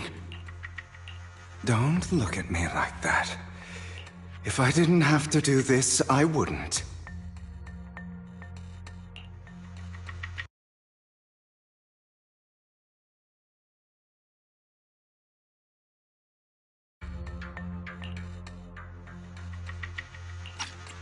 Hartman recently obtained a bizarre substance, most likely crazy Exaltist.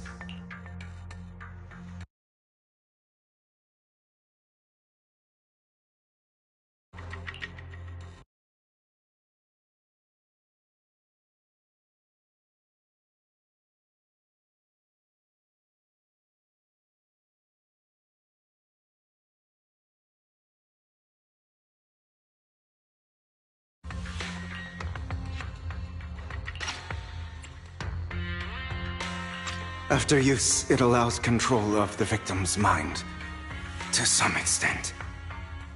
You were dosed with it? To be more precise, Lycon, I deliberately allowed Hartman to put this drug in my cup to facilitate our previous collaboration.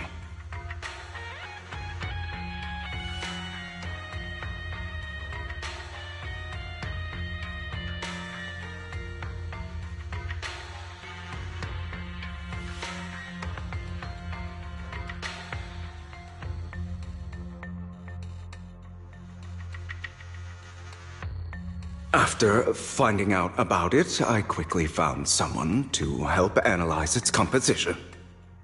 The good news is he gave me a very low dosage, perhaps because he was afraid I might notice. There's a different medication that can delay its onset, preventing me from actually being under his control. I simply need to put on a show in front of my dear uncle. The bad news is that currently there is no antidote. When I delay those effects, however, they will accumulate and erupt when my body reaches its limit. It may even break my mind. And that's exactly what's happening now. I need to endure those accumulated consequences. So, I will lock myself in this room for however long that takes. I've tied my limbs to prevent me from smashing this place or accidentally hurting myself.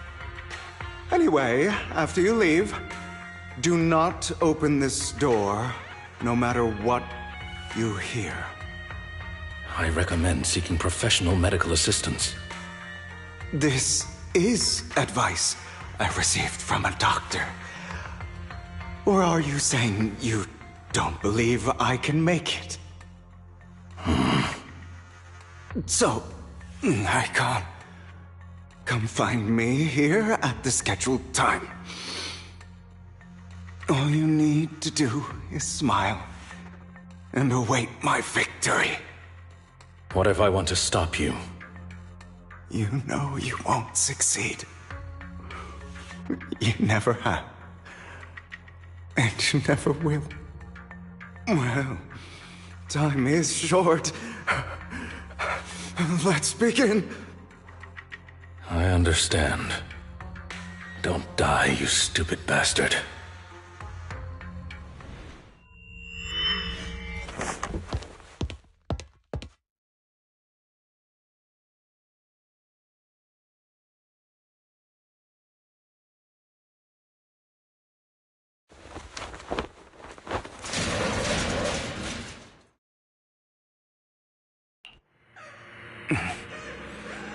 Is this because the side effects haven't worn off yet? Lycon's late. I'm surprised. Or is something wrong with time itself? Looks like someone's over there. Might as well go ask.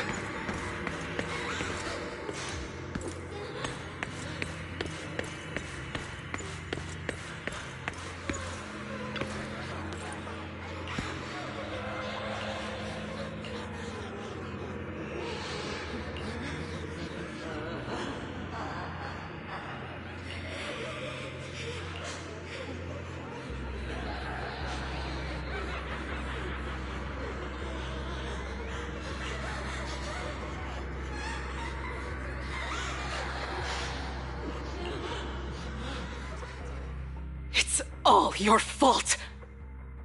I wish I had never given birth to you!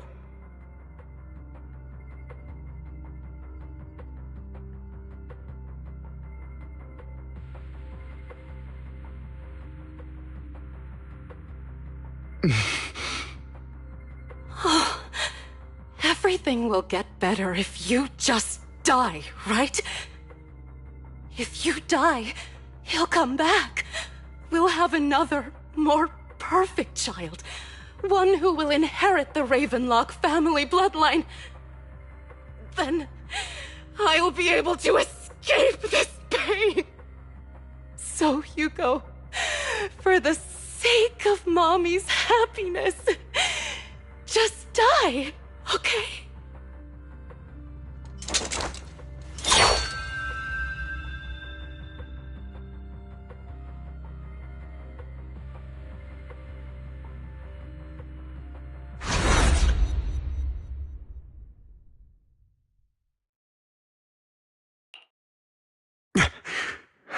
So, I wasn't awake yet after all.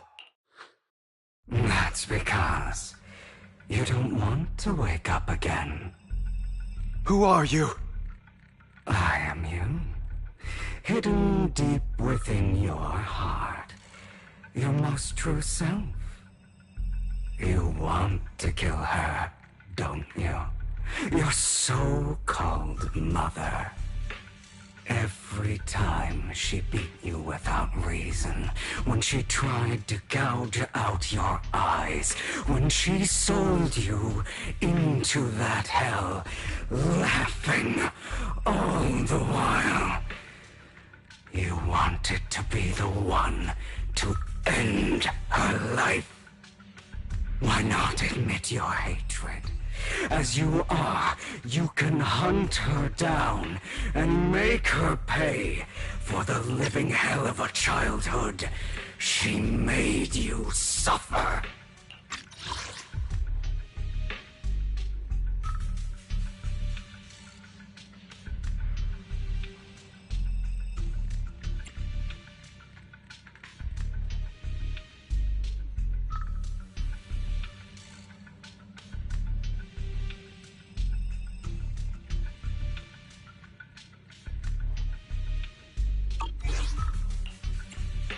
Yes, I hate her.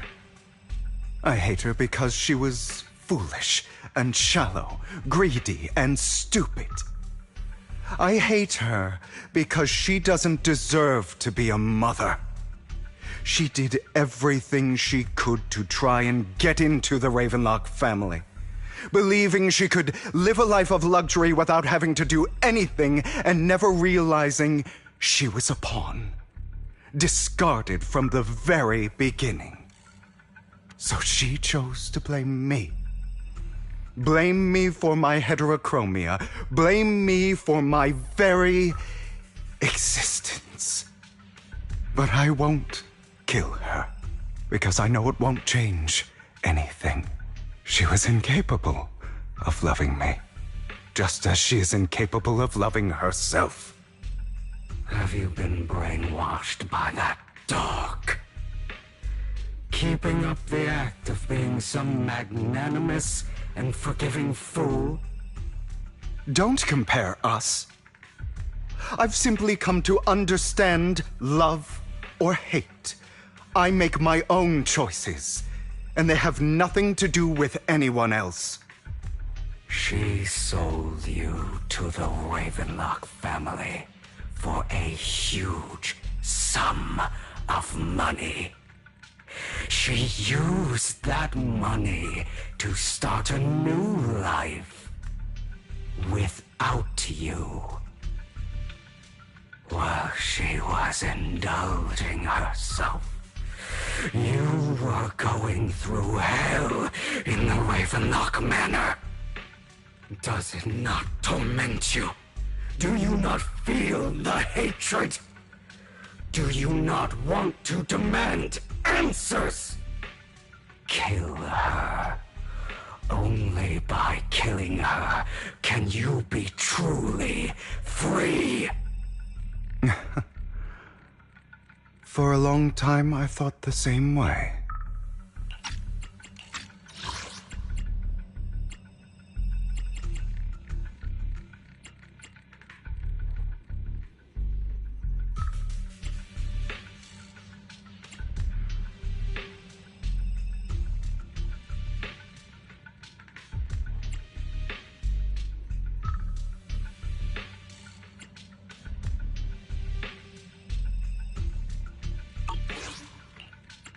But now, well, I want to make a different choice. Stop lying to yourself. You never had a choice. This weak-minded thinking will only lead you to failure. Like before, you'll be nothing but a worm, trampled into the dirt by those so-called elites. Do you still not get it? This is how the world is, and always has been. Hesitate and you'll be the victim. If you don't grab your knife first, you'll end up being on the other end of the blade. If you want to change anything, you must first become the one who makes the rules. Just like that woman. The only reason she could treat us that way was because we were weak. So listen to me. Find that woman, kill her, and prove to this world your strength. It's what she deserves. Why forgive them? They don't deserve it. I'm not forgiving them. Or rather, I don't care about them. They don't even matter, at least not yet. You know, perhaps the person I hate the most, the one I truly cannot forgive, has never been someone else, but rather my weak, powerless past self who could do nothing but hide inside a closet and cry. I hate myself for having neither the strength nor the courage to resist. I hate myself for begging for so-called familial love, even after being treated so terribly. I hate that despite the pain of my wounds, I still hope to receive the carrot and not the stick. And that means you, correct? So, I forgive you. I forgive myself. You'll regret this, fool. Your pretty words mean nothing. You will ultimately return here to me.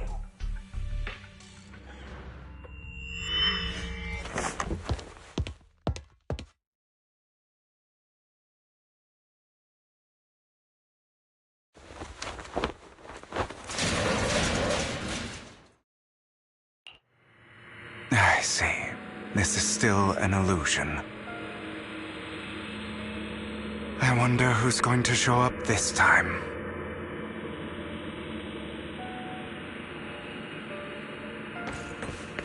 Brother! Hugo, let's play hide and seek! I'm already hiding! You'll find me, right? Like you always do! Serena.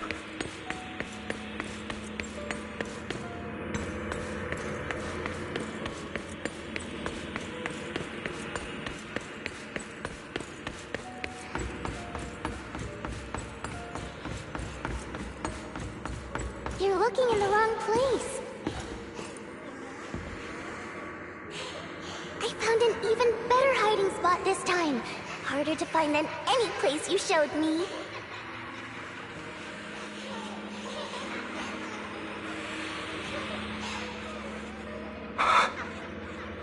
Hey, Hugo. Do you ever wonder why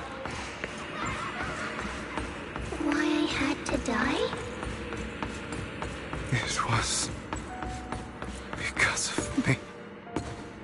That's right. It was because of you. It's all your fault.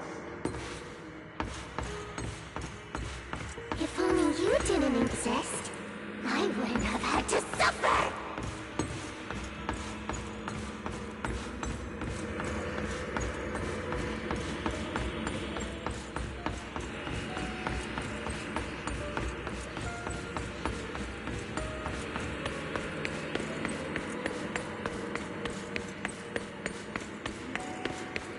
Still looking in the wrong spot. I can't believe you still haven't found me after all this time.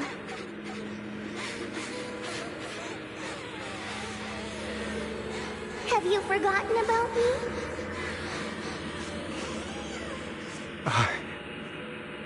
I haven't forgotten. It's okay. I'll forgive you. I'll still be nice to you, just like before.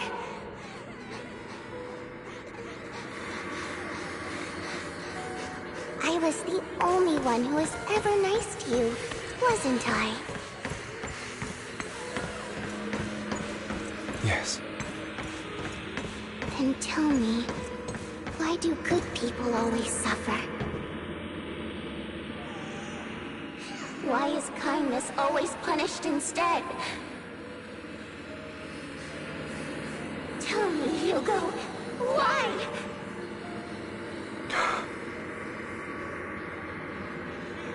Hugo, are you lost? Go back the way you came. I left you a surprise there.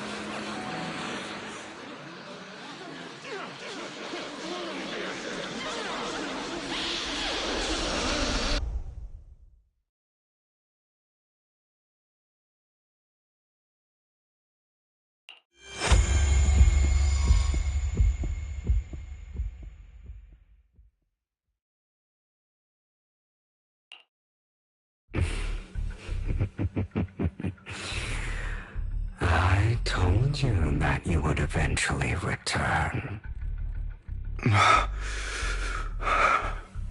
We meet again, my friend. I told you, I am you. The side of you that you've always tried to deny existed. Of course. I know. This time it's about Serena. Right? Yes. Your half-sister. And the only child in the Ravenlock family who was kind to you. Unfortunately,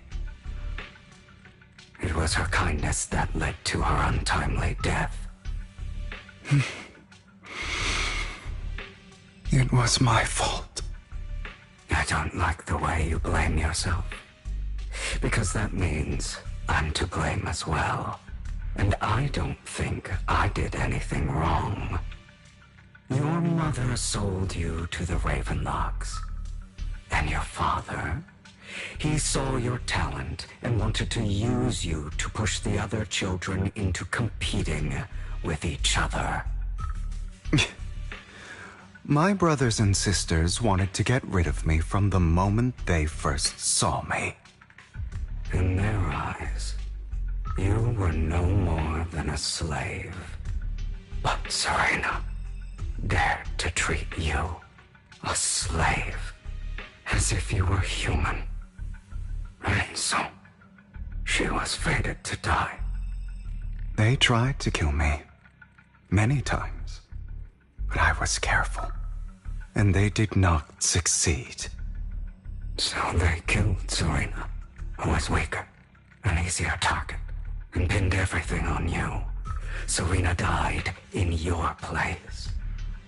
Those cruel brats thought that by reporting this to Father, they could use it to get rid of you, a rival who threatened their positions. Yet, not only did Father not blame you for the incident, he praised you for it. In this world, only the ruthless, cruel, and merciless can stand at the top. And that's exactly what you managed to live up to, no? You found a perfect opportunity thereafter to catch the ringleader of the group who framed you and almost beat him to death.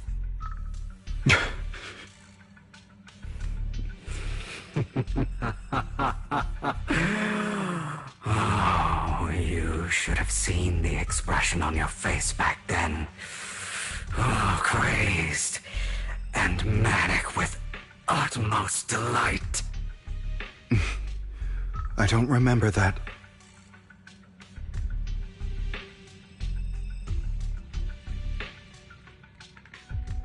Here you go again, trying to deny your desires.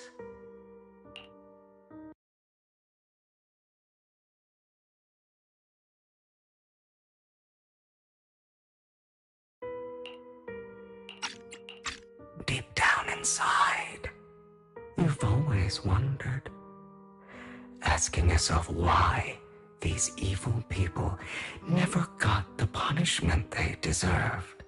Why the world is so unfair. Don't you want to rip them to shreds? Just like that day when you beat that boy's face into the dirt until he was barely recognizable. His disgusting blood staining your fists. Recall your exhilaration, your cathartic release of rage, that outpour of hatred. That victory belongs to you. You deserve it. Those brothers and sisters of mine are all dead. I cannot take revenge against the long deceased. They died by Hartman's hand, dying in the power struggle to become the Ravenlock family's heir, rather than by our scythe.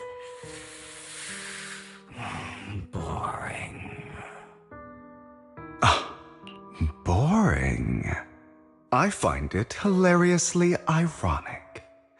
Children who would murder their own kin for scraps of power dead at the hand of their uncle who followed their example.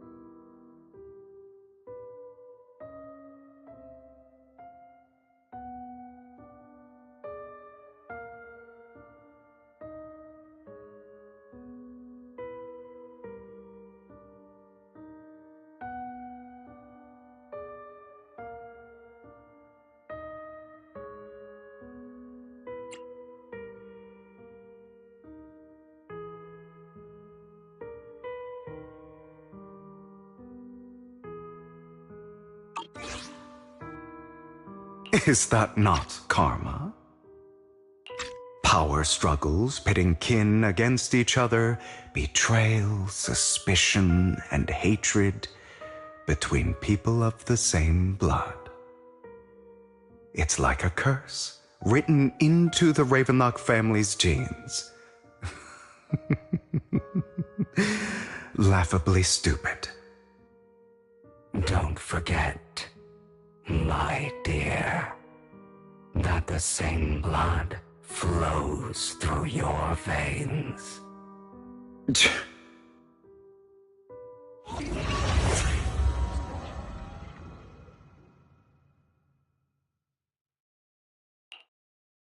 That's right, my dear nephew.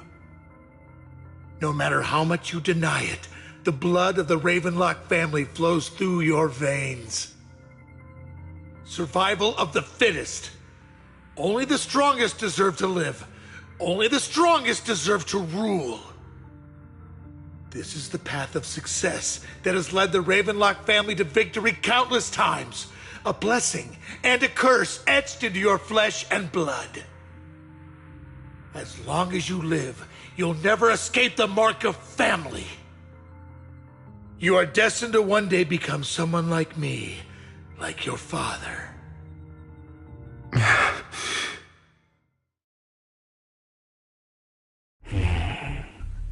Is that fear I sense? I can see you trembling. Why does the Ravenlock bloodline terrify you so? I won't become like my father. Never. You won't become a failure like him. So relax. Our power eclipses him, and so does our ambition. So, do not deny your own desires. Do not resist your own ambition. This is the talent you were born with. The best gift fate has ever given you. Admit it. Deep within your heart lies a spark. yearning to ignite a raging inferno that will burn everything down. And I am that spark.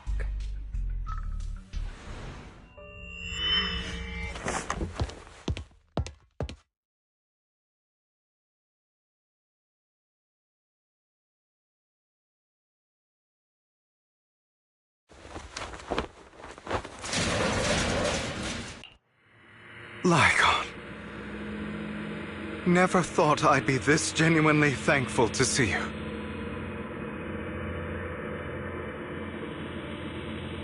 Seeing you means this never-ending nightmare is finally over, right?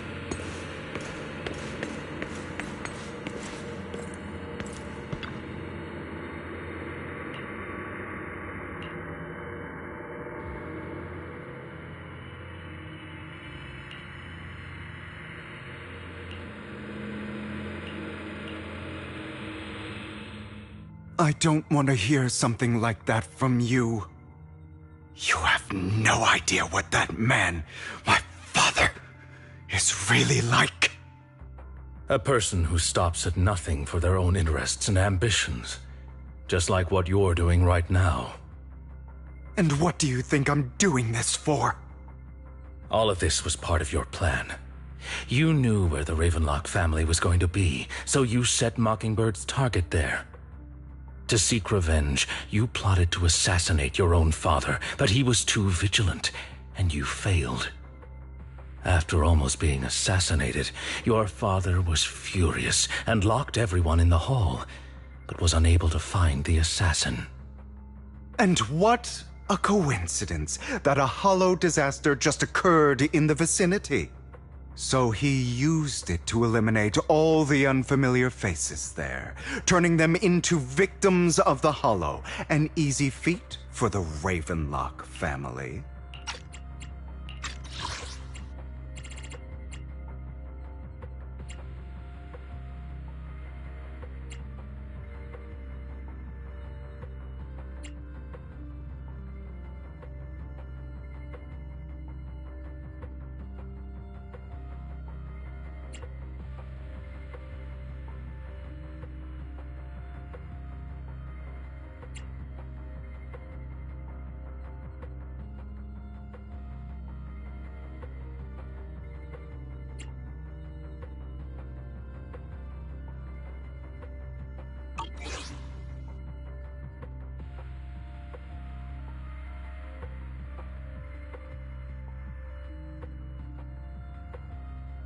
So, the one who killed innocents was my father, not me. You knew what choice an extremist like him would make, and you used the chaos to once again attempt an assassination. This time you succeeded.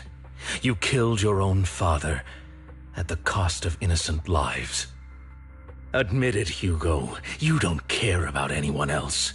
The only thing you care about is your revenge. How is that any different from your father? Enough. I'm tired. I may hate him for betraying me, but he wouldn't say something like that. What? You aren't Lycon. You're the other me, hidden deep within my heart.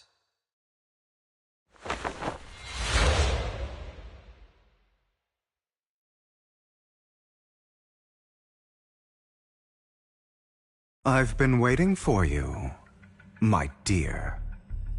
It seems you've already grown accustomed to this place, even turning the tables on me. Just as you said, you are me, and I am you. There's no such thing as having an advantage over oneself. We are ultimately one and the same, forever inseparable. Then you should know what I want to say. When you and Lycon split, you didn't even try to clear up the misunderstanding, didn't deny or argue against what he said. Because you realized that deep down, He was right about you. You just hadn't acted on it yet. Some people live only to bring more suffering into this world. Sometimes, murder is what brings justice back into this world.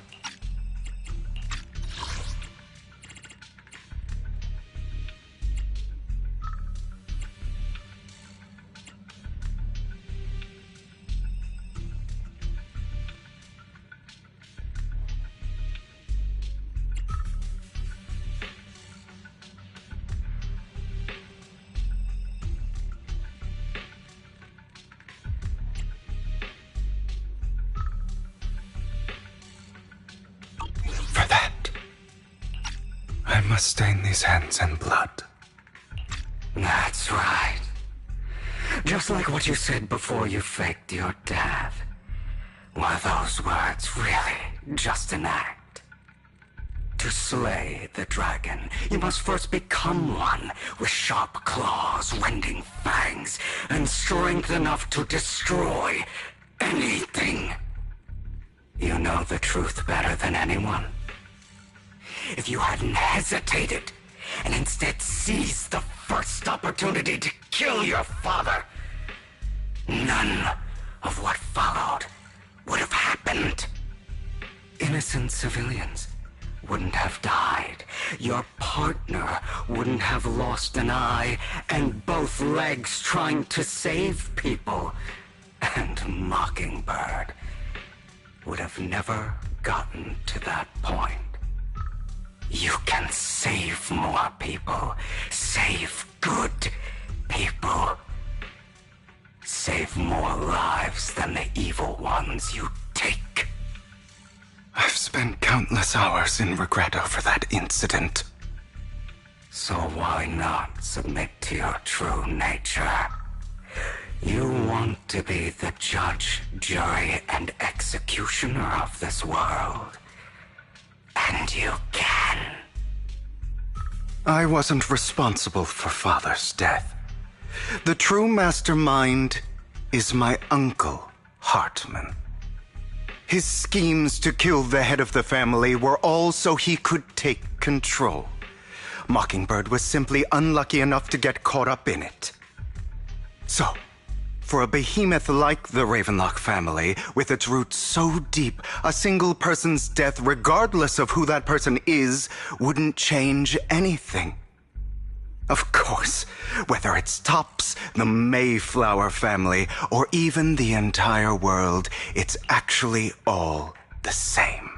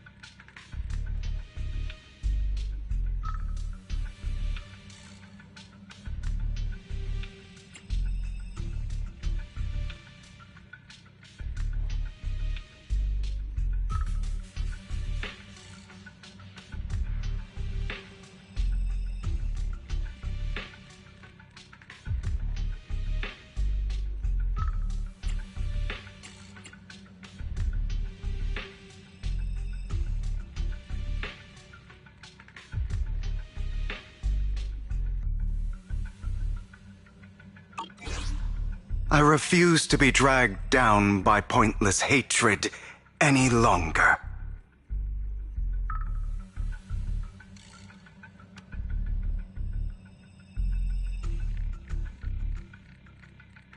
You foolish, stubborn idiot. Do you understand the power of hatred? Have we not come this far precisely because of it? Or are you going to follow Lycon and Jack's twisted logic? Come on. You don't actually trust anyone?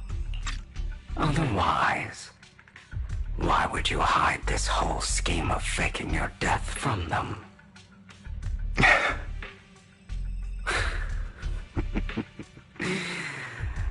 You've built an impenetrable wall around your heart, keeping everyone out. Of course you are right to do so. No one in this world can be trusted. Always. All you'll receive is hatred from your own blood and no love. Suspicion from your companions, and betrayal that comes all too easily. But the most ridiculous thing is that you want them to trust you. You stay silent and long for them to notice your suffering. You yearn for your companion's understanding and trust. Idiot. That's why you are incapable of exploiting them for your own ends. You care about their safety even more than your own. But remember, only the weak need companions. And we are children born from hatred. We are different from them. I will never be like them, and I don't need to be. Come, let me show you what powers we can wield. But you are me, and I'll never lose to myself.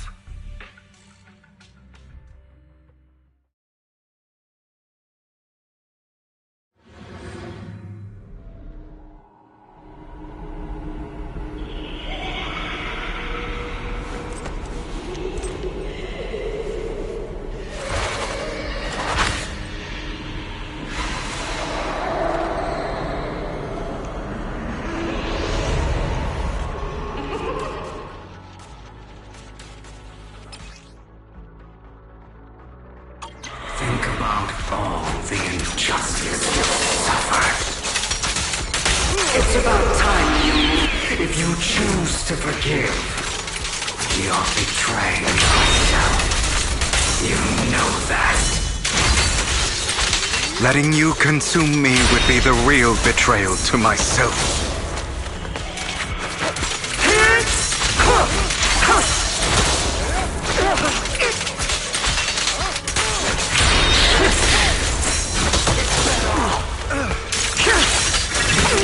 You're just afraid to admit it.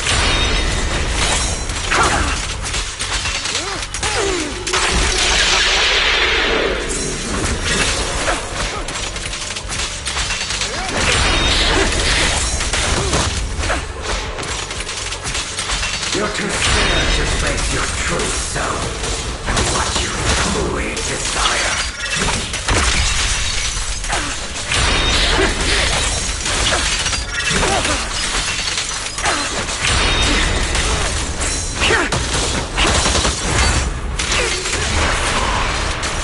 Are you trying to kill me? You think you can just get rid of me? Without me, you are nothing. For what it's worth, thank you. Don't be afraid. You and I are inseparable. You're part of me, just as I am part of you. Fancy words won't change anything. No. It's not just platitudes. I finally understand now. Some pain only fades when it's seen, when it's accepted. So I won't fight you anymore. I won't hate myself anymore. Weakness, hatred, malice, strength, forgiveness, justice.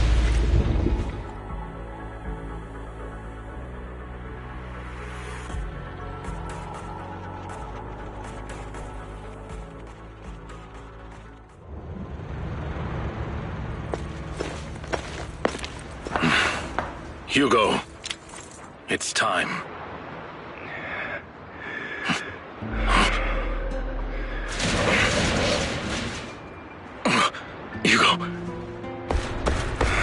Hugo, you...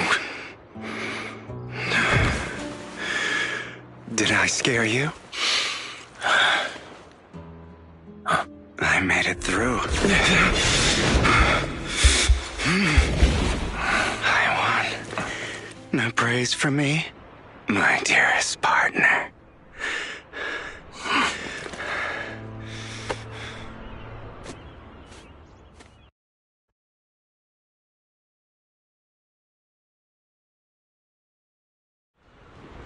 This is just like what I saw in my dream. I guess there are still some lingering side effects.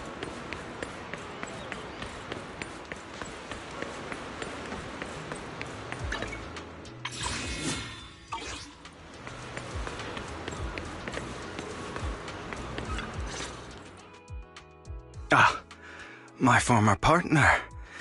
You're still as punctual as ever. Are you sure you are fully recovered?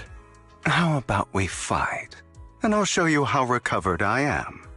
I refuse to fight someone who is in need of medical attention.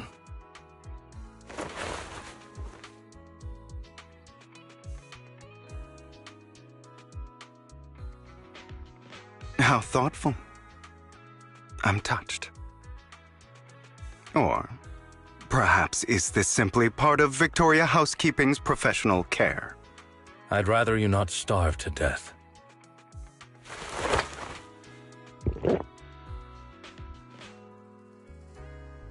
Not to your liking. I'm fairly certain this is the same kind as before. No. I've just gone too long without food. It feels a bit uncomfortable. Either way, thank you. Now tell me, what exactly happened in the warehouse? Just going a bit crazy from... you know what? Were you expecting anything else?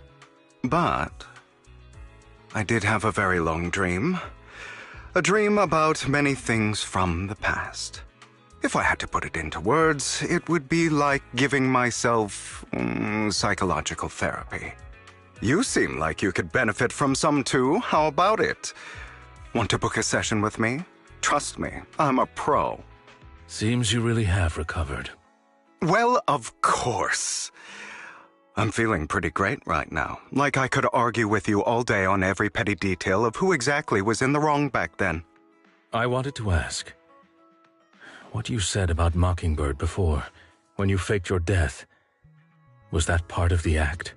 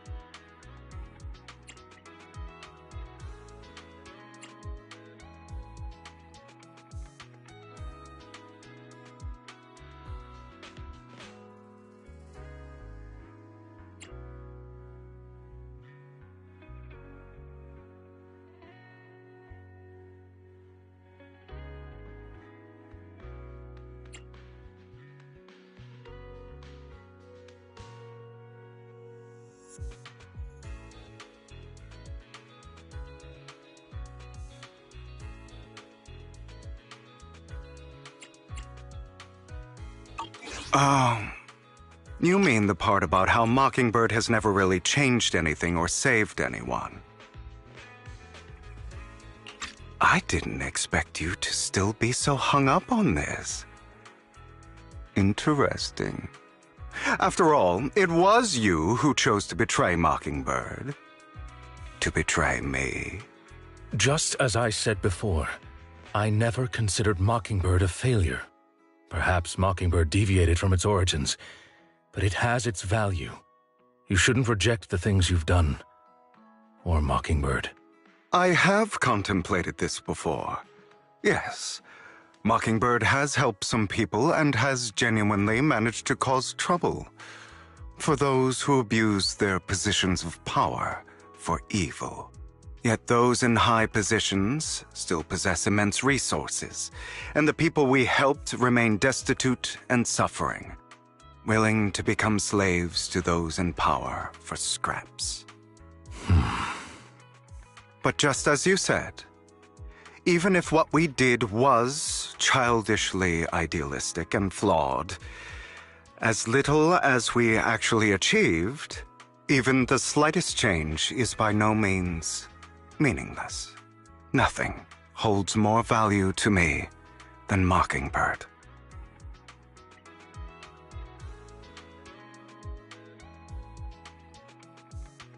All right, let's catch up later. I still have things to do and need to wrap up my plan. I thought you would rest up first. As much as I would prefer that. My dear uncle and the Exaltus fanatics likely would not give me such an opportunity. If all has gone to plan, the fish will have taken the bait already. And if everything goes very well, I'll soon have solid evidence of the Ravenlock family's crimes. Well then, thank you for your assistance, former partner. Let's part ways here. I'll go with you. Lycon, surely you don't think that because I just recovered, I'm too weak to deal with those useless fools. Hartman's actions will disturb the safety of New Eridu. As I serve the mayor, I should intervene. Very well, whatever. Let's go. And don't slow me down.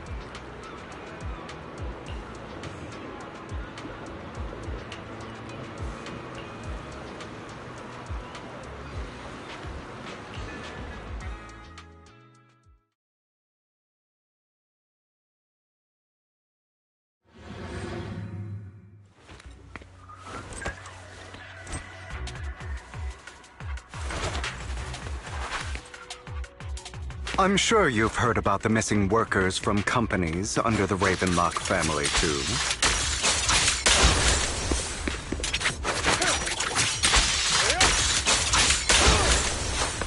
I know where they are.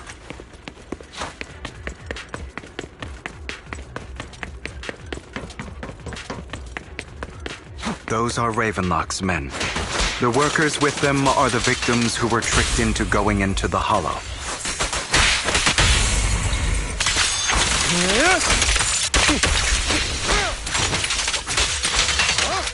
Come on, let's get them out of here.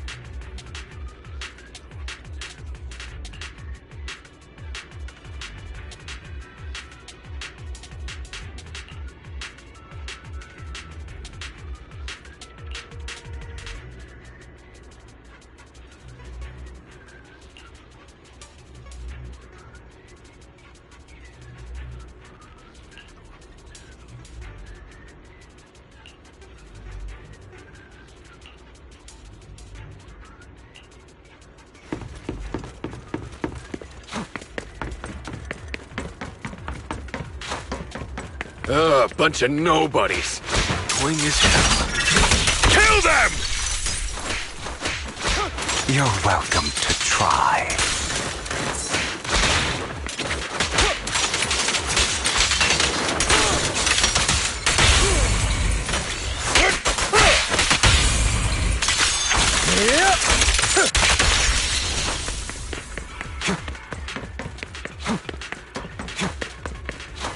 More workers here. And quite a lot of them.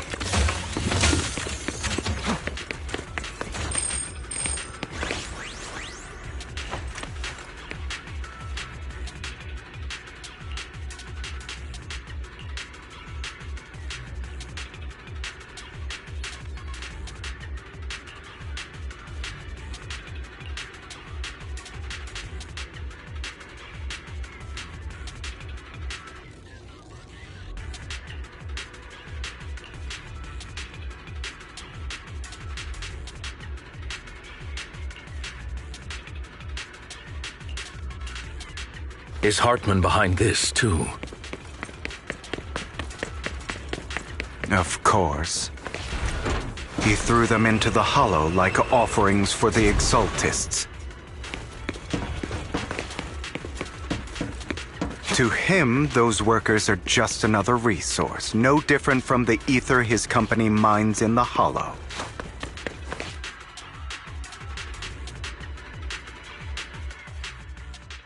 There's more over there. Let's hurry. It's different this time. Don't rush in. Let's listen in on what they're saying first. I still need more direct evidence to ensure the plan is absolutely foolproof. The compensation you promised.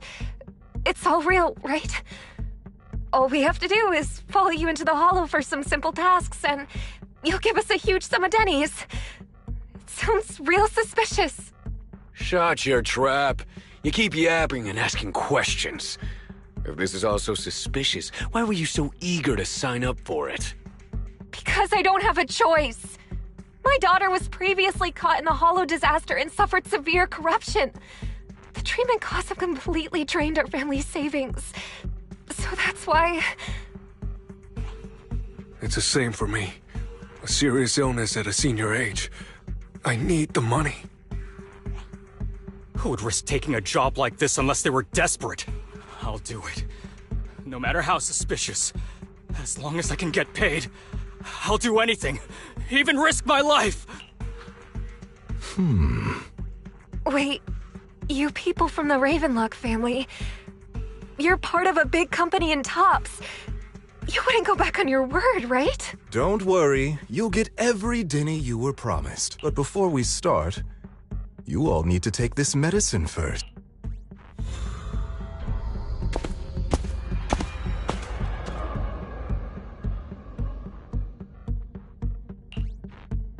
Bro, should we really be doing this already? These workers keep talking. We're wasting time like this. And the sooner they take it, the sooner it'll be over. Consider it an early release for them. What? You didn't say anything about having to take pills before. Look, this is good stuff, all right? It'll increase your ether aptitude. There's tons of people who'd kill for something like this. Exactly! You'll be working in the Hollow for several hours. This is essential medication. You have to take it before we continue.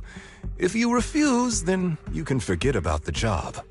Of course, you won't receive the compensation either. Lycon, what are you doing? Rescuing those workers, of course. There's clearly something off about those pills. We can't let them take them. Now is not the right time. As I said, we need more evidence to ensure the plan works. And as I said many years ago, you can't exploit innocence to achieve your goal. So that's how you see it. If that's not what you want me to think, then explain everything to me. All right. It's a little complicated, but simply put, these workers will be fine. Of course, it's your choice to trust me or not. But if you try to rush in, I will stop you. I trust you.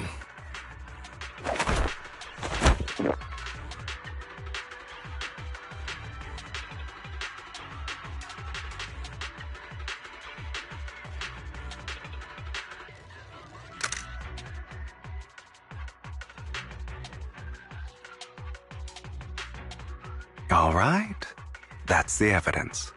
Now we can go and beat them into the ground as much as you want. Don't forget, you owe me an explanation. Also, don't overdo it and kill them, even if they're the worst of the Ravenlock family. All right, Your Holiness, Saint Lycon. Who the hell are you? Why don't you take a guess? We're the ones here to stop you. Your legs? How are they? To be honest, I think I prefer the way you used to fight.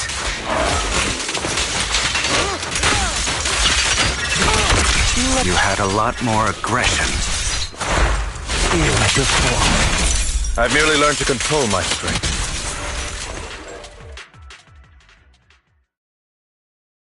Ah, damn it! Who the hell are you? How dare you mess with the Ravenlock family? Ravenlock. Savor the name while you can, for it will soon cease to exist. What's that supposed to mean? It means exactly what I said. I think this might be good for you. Sever your ties while you can. You still have a chance to walk your own path. The family's honor comes above all else. Is that really what you think? I saw the compassion on your face just now. You're not from the main family, right? That's why you were assigned to these trivial tasks. But in reality, there's no need for you to keep playing this boring game for them. I don't have a choice.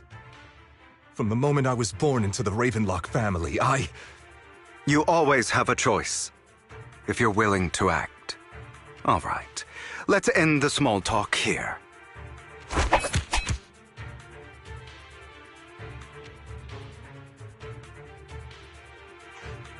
Don't worry, Lycon. I didn't hit them too hard, just enough to keep them quiet. How's that? My acting's pretty good, right?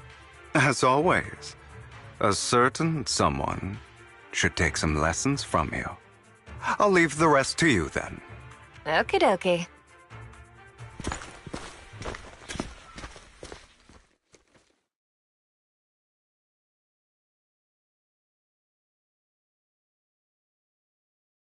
Okay, now can you tell me exactly what's going on here? As you can see, that worker just now was actually an informant of mine. The pills were swapped out with vitamin tablets. Outside of this batch, some workers have already taken the actual substance Hartman has. But rest assured, the antidote for it is already in development. I found the best in the field to help, and with the data I collected before, we should have results soon. I wanted to ask. The reason you decided to lock yourself in a room and endure the effects of the drug, besides getting evidence, it was also to collect data on this drug in order to create an antidote, correct? It seems you're not completely beyond hope. I thought you were just being stubborn. Sometimes I wonder if you know me at all. Then, I have one last question. Why did you never tell me any of this back then?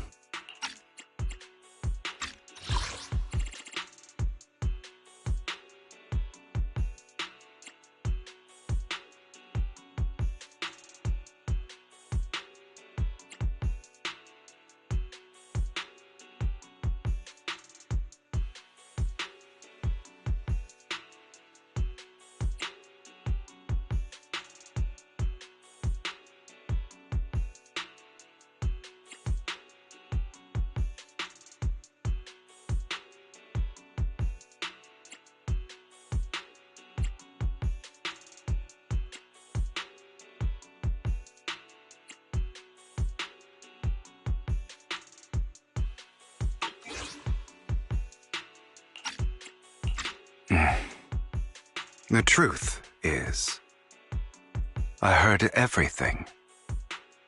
That entire conversation between you and Jack. Before he passed away in that small attic. When Jack called you aside and gave you those warnings. When he told me you might go down the wrong path? That's right. You never said anything. What would I even do? Scream and rage over your suspicions, or get on my knees and beg for you to trust me? You know there's no way I'd allow myself to do such a thing. Besides, back then, even I was confused about myself. Jack, he... It's all in the past. You don't need to explain anything to me. Enough. We should get going. If we're going to reminisce over the past, we should find a more suitable location.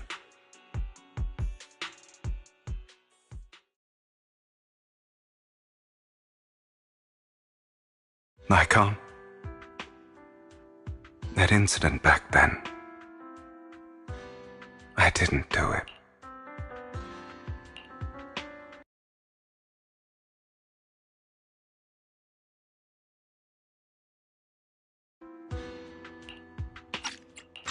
It was a scheme Hartman devised to take over the family. It was Hartman who killed my father, too. I only discovered the truth long after the fact. I did indeed attack my father, and I thought he was dead. But he wasn't. I couldn't kill him. And even before that, if I hadn't hesitated, none of what followed would have happened. Even now, I still think they deserve death. But I no longer care to personally deliver that fate. They're beneath me. And I have more important things to do.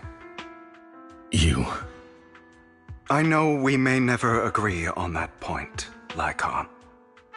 I once wanted to fight against those ugly truths that defined me, but I discovered that the more I rejected them, the more painful it became. So, I could only accept that crazed, hateful, and malicious side of myself. As long as I know I will never become like my father, like Hartman, that is enough for me.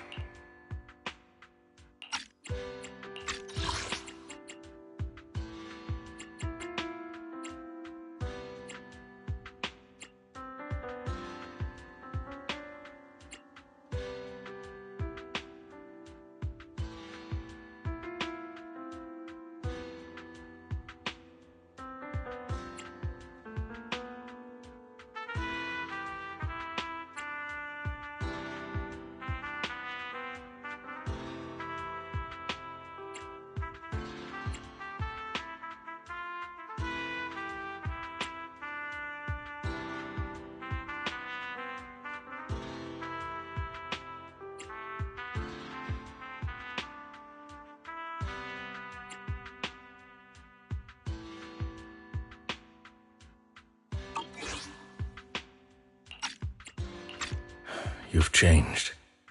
But I think that might be a good thing. Don't patronize me. You've changed a lot too, compared to before. I still disagree with Jack's words, and I won't forgive your betrayal. I will walk the path I believe is right, even if I must tread over thorns and through the mud. But I will also allow you to walk your own path, Lycon.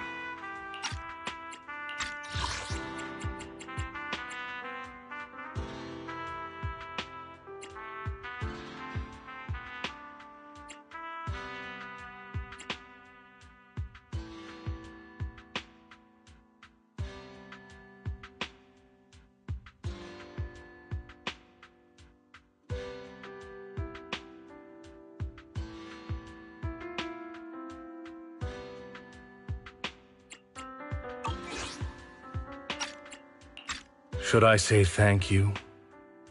You're welcome.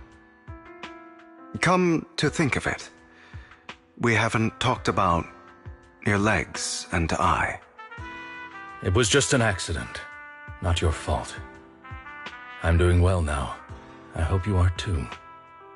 On the contrary, perhaps I should be the one apologizing. I misjudged you. I used to think you wanted power, that everything you did was for your own ambitions. I thought you wanted the power to pass judgment on all in this world like a god. I am a god. I am my own god. Or you could say that in this world, everyone is their own god. There are many things that we are powerless to change. But there are also many choices we can make. Just as I said before, I am the only one who can kill me or save me. I'm glad you think that way. Let's go. I still have one last thing to do. To witness the end of Ravenlock.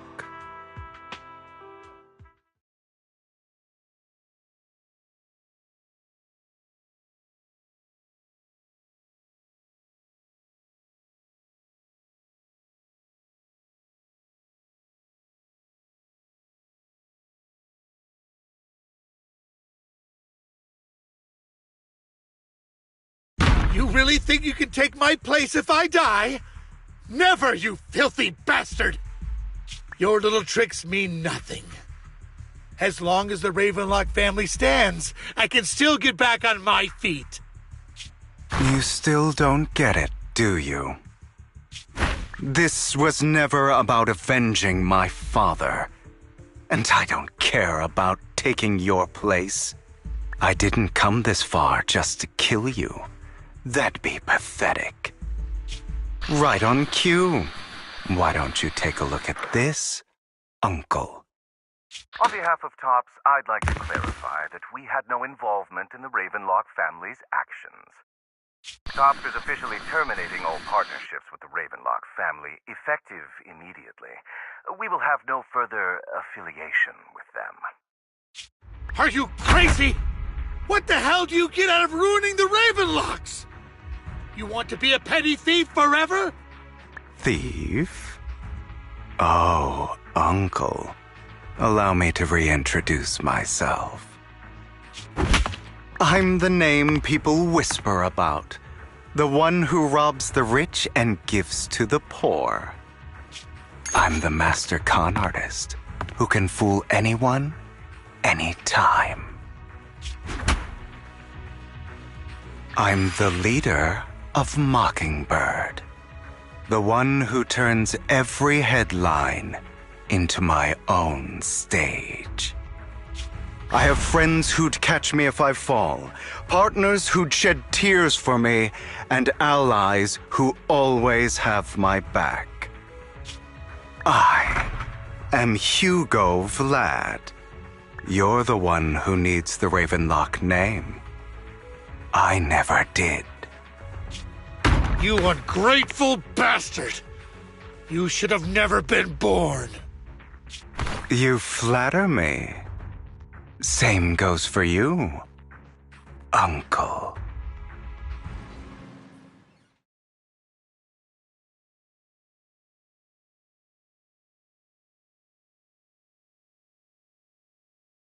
You've done well, Vivian. You had better give me an explanation.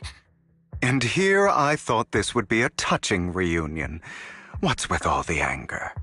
Hugo, I'm a member of Mockingbird too, and I mourned your death. Listen, Vivian. I don't want you or the people you cherish to get caught up in danger because of me. I've always been selfish, so I don't hesitate to use you all as variables in my plans. But it is because I am selfish that I also don't want my failures to affect my treasured companions. In any case, if you were in the same position, would you not make the same decisions? Lycon's taking care of everything outside. We should go. Also, Wise, thank you. And I'm sorry for the whole act where I threatened you. It was the only way for Hartman to drop his guard against you and leave you be. I, Hugo Vlad, am forever indebted to you.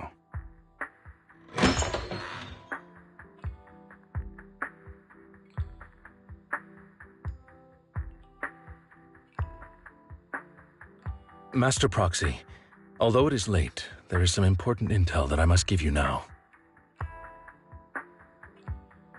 Did you know about Hugo's plan to fake his death and everything that's been happening, Lycon? I was simply playing along. After all, I could not determine whether Hugo's plan would pose a threat to you. You are a student of the mayor's late friend, and I am obligated to protect you. You still have that habit of finding awkward excuses when you're embarrassed. Mr. Hugo Vlad, if you have any important intelligence to share, please do so with haste. I need to return to rest before midnight. You two sure are, close. For the sake of a certain old fossil's sleep schedule, I'll keep it brief. I learned from Camille that Dina intends to embed the sacrifice core into the sacrifice. Apparently, it will make the sacrifice much stronger. Sacrifices created this way will not retain their minds and will indiscriminately attack all living beings, including their creator. So the Exaltists don't do this. It would bring them no benefit. But Dina's concoction can control people's minds.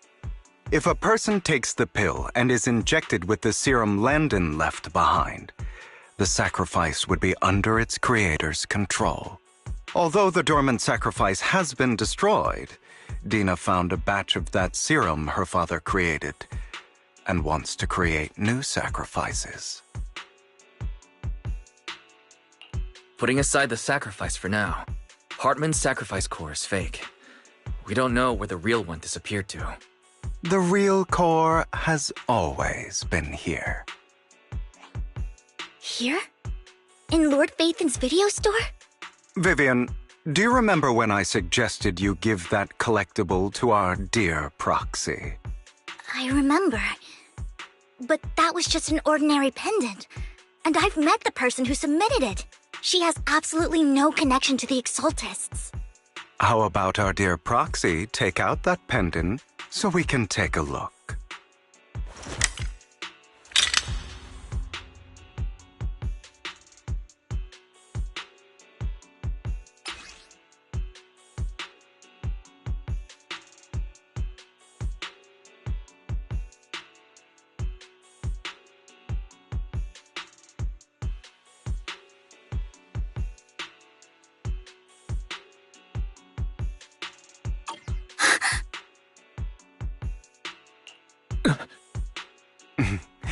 I'll take your surprised expressions as a compliment for my little trick. I will hand over this core to the mayor as agreed, since he fulfilled his promise to protect Vivian and the manager while I was pretending to be dead. I won't go back on my promises. No wonder the mayor would promote rhetoric favorable to Mockingbird. I can't believe I thought he was actually being sincere. Since we have the sacrifice core, all we have to do now is stop Dina from using innocent people to make more sacrifices. Yes. And we need to destroy the last batch of Landon's serum. Hopefully with no options left, Dina will give up her obsession. All right. That's the important stuff. I'm going to go and confirm where Landon's serum's been stashed. I'll contact you again once I have something.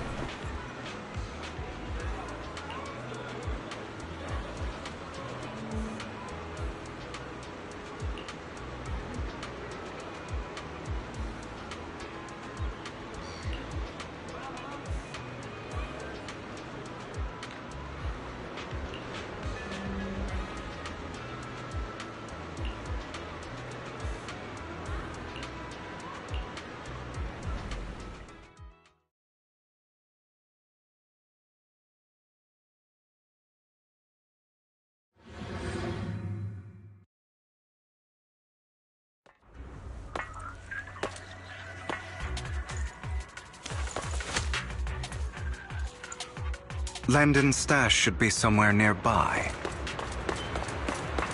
Don't touch me.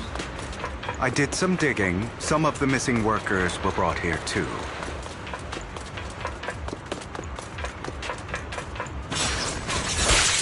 Dina's getting ready to make her move. Don't worry, we'll clear them out.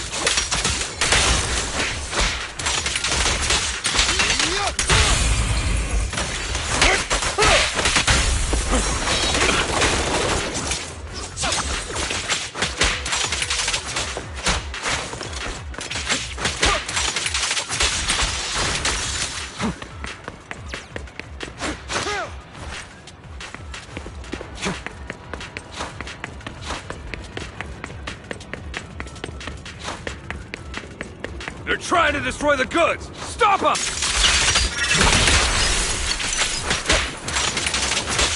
We need to take care of the guards first.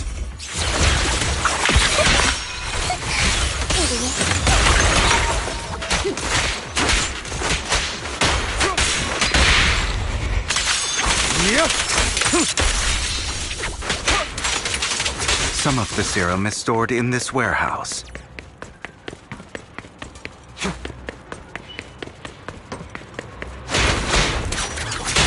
You're not taking anything from here. Hugo, get the guards first.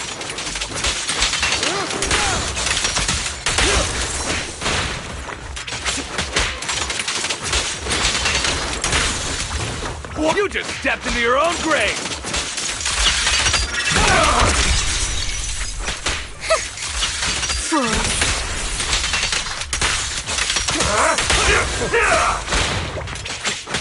Allow me to reach.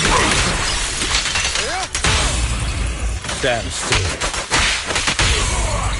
Not worth my time.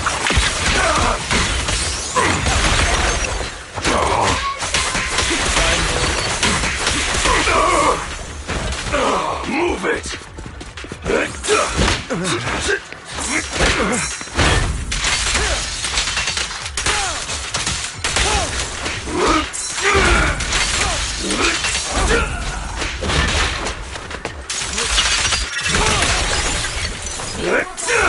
Guess what?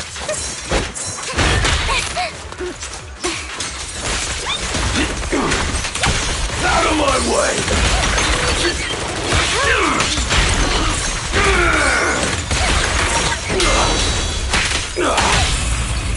I'll write the ending to your nightmare.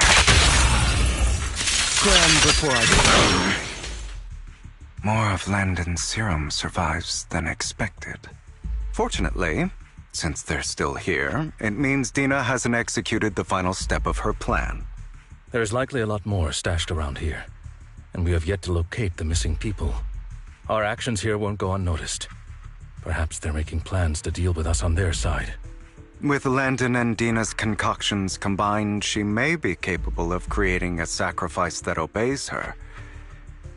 If it comes to that, this will get far more troublesome. How about we split up? Hugo and Lycon will destroy what remains of the substance around here, and Vivian and I will go search elsewhere. Very well. Let's go with your plan. But be careful if you encounter Dina and her people. According to Camille, she's absolutely obsessed with completing her father's dying wish. Who knows what she may try? Let's part ways here for now. And perhaps the other manager could use Eos to guide us. Sure. I've been feeling way better these past few days, so just leave it to me. It's only now that I realize how fortunate we are to have two Lord Faithins.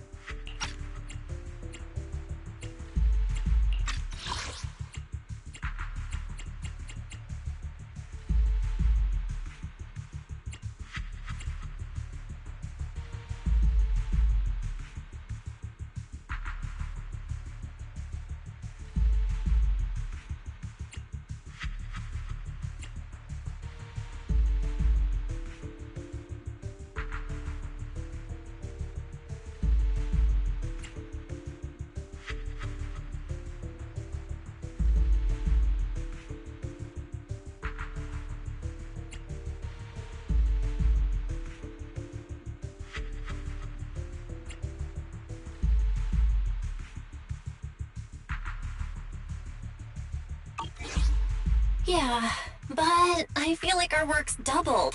In the past, Wise and I would only ever work on the same route. Greater power means more responsibility. And in any case, I'm sure the mayor would be able to provide double compensation. He's a very generous person, after all. Right, Lycon?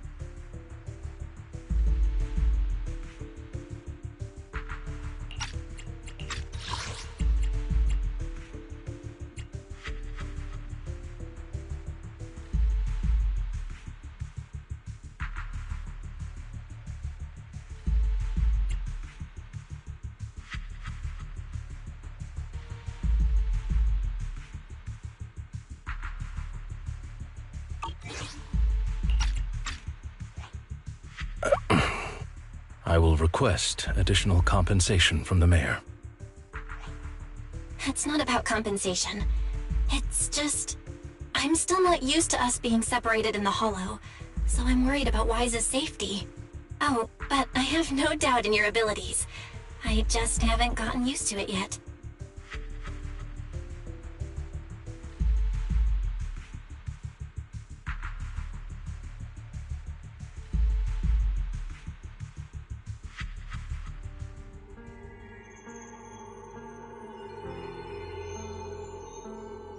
This is the future I saw. Lord Phaethon.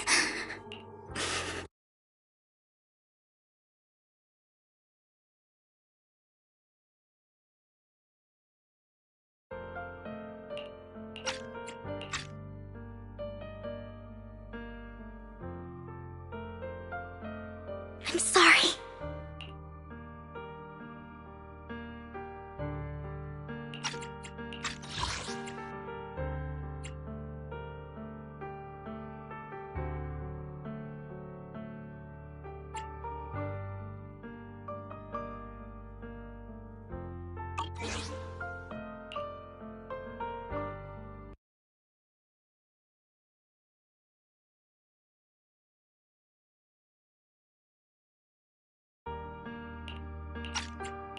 This time, I will make sure the future I saw does not come to pass. I don't want to bring you misfortune. That's all I wish for.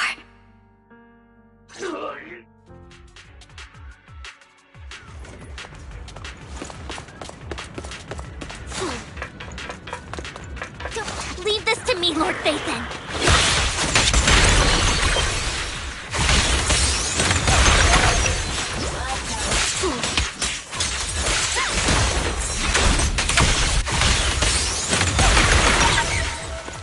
No, get my dress dirty and go play. Don't touch me. I'm about to get my dress dirty. Lord Phaethon, there might be more serum here.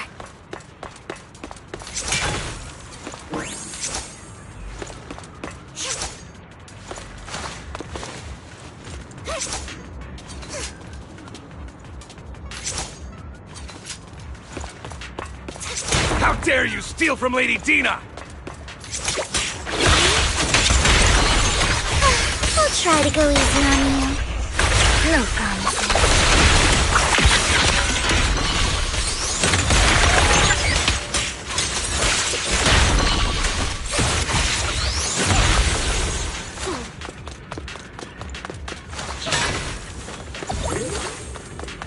There are containers by the fissure.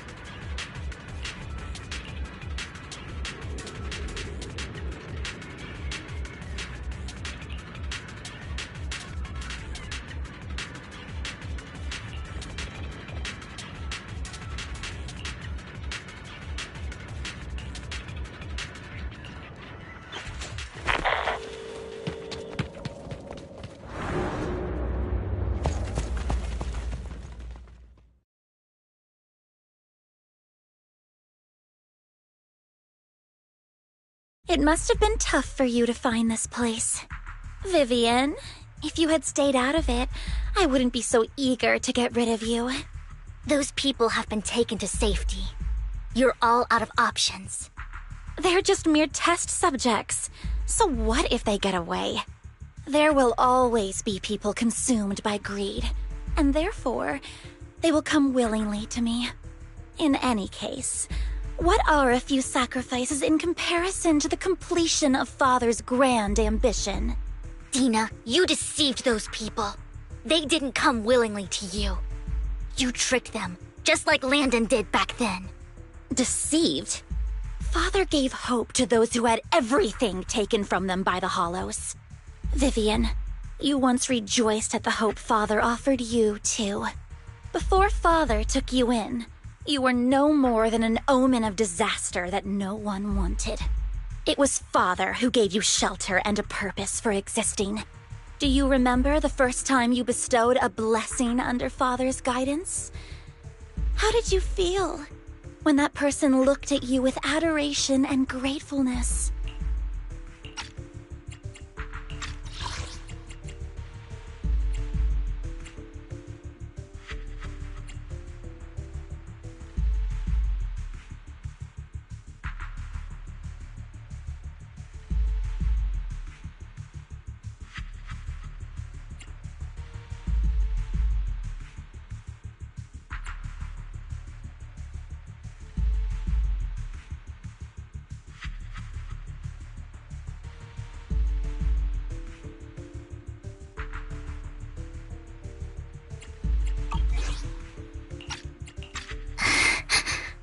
That was the first time you felt hope. Like your existence had a purpose, right? Don't forget that it was Father who, through what you call deception, gave you hope. And you, what have you done? You basked in Father's attention and everyone's adoration, only to destroy everything. Do you think that by leaving the Exaltists, those people will live better lives? Of course not. Those who suffered under the Hollows will only continue on as walking corpses, without the hope Father gave them. Do you really think you're some sort of savior, Vivian? In the end, you're just an ungrateful brat who brings misfortune to those around her. It was you who destroyed everyone's hope. Not everyone wants to live in false hope, Dina. You say it's because of greed that people willingly become your sacrifices. Perhaps those people aren't entirely virtuous. But that greed is just wanting to live a better life beyond the Hollows. What you and Landon have done was never about giving people hope, but exploiting it. Stop lying to yourself. Deep down, you know what Landon did was cruel. No. Back then, when Landon wanted to inject you with the serum, the fear in your face was as plain as day. I saw it all clearly. If all of this is as righteous as you claim, then why did you make such an expression, Dina? Don't look at me with such pity! Father did nothing wrong. All of this is to make something of the Hollows other than disaster. That's everyone's only hope. Dina, it's not too late to stop. Stop living in this lie. You know what would happen if a sacrifice loses control and escapes the Hollow. It's not the Hollows that are to blame for those people's deaths, but the hope you keep talking about.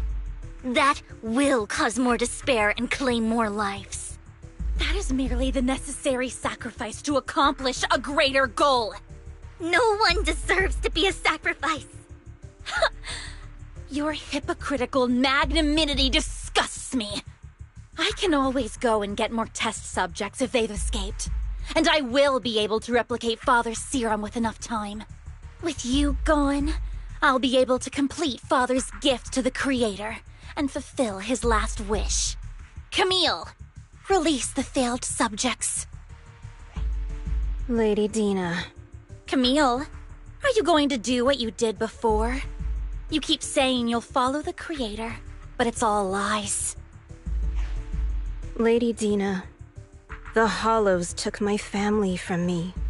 I understand that there's no way to get back what I've lost. It was Lord Landon who told me that the Creator would guide me. One day, Hollows will no longer be disasters. Everyone will be able to survive inside them. I look forward to the day when this hope becomes reality. I watched you grow up, and I know that you've always looked up to your father. He gives you hope, and I destroyed that hope with my own hands.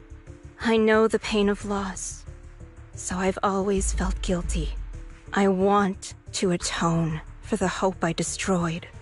But Dina, I don't want to ruin more lives. And I don't want to continue watching you destroy yourself. Vivian is right. Not everyone wants to live in false hope. So, please, stop. Camille, are you abandoning me too? I'm not abandoning you. I just don't want to see you go past the point of no return. The point of no return? I passed that point ages ago. No, Dina. You can still turn back. I'll be your way back. Where are you going, Camille?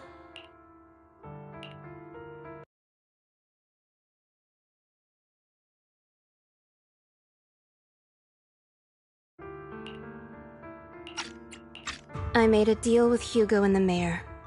If someone needs to take the fall for this, let it be me. I did it. All of it. I've been forcing Landon's only daughter, Dina, to research how to create sacrifices. I colluded with the Ravenlock family for my own gain. Everything Dina did was under duress. Since I've kept her captive for so long, she doesn't have the skills to survive as an independent member of society. She'll need a caretaker and teacher. Someone who will look after her and educate her. No! I refuse, Camille! I refuse to accept this! Dina, I'm going to dispose of those failed subjects. I won't allow it! You'll die! I won't allow it! You can't leave me. I command you! You've always followed my orders, and you will follow them now!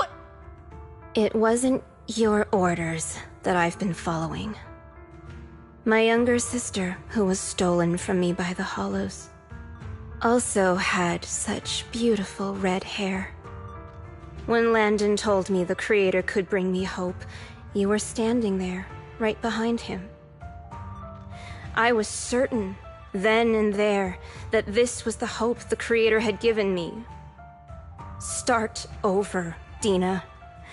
You still have so long, so much time. You'll make friends, find people who love you, and make many beautiful memories. That's not what I want! Camille, you're not allowed to die! I won't allow it! I won't allow it! Goodbye, Dina. And I'm sorry, Vivian. I'll leave the rest to you.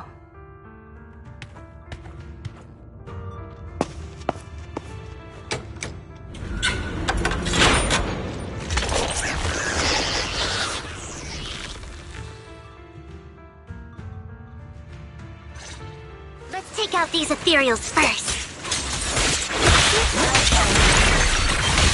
We can't let Camille's efforts go to waste.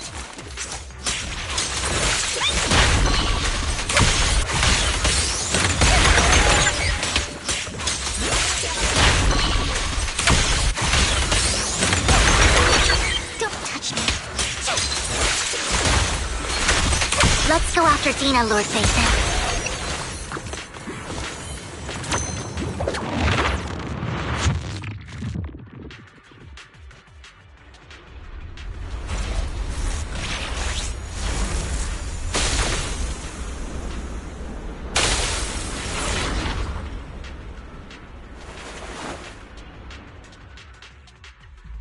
Are you satisfied now, Vivian?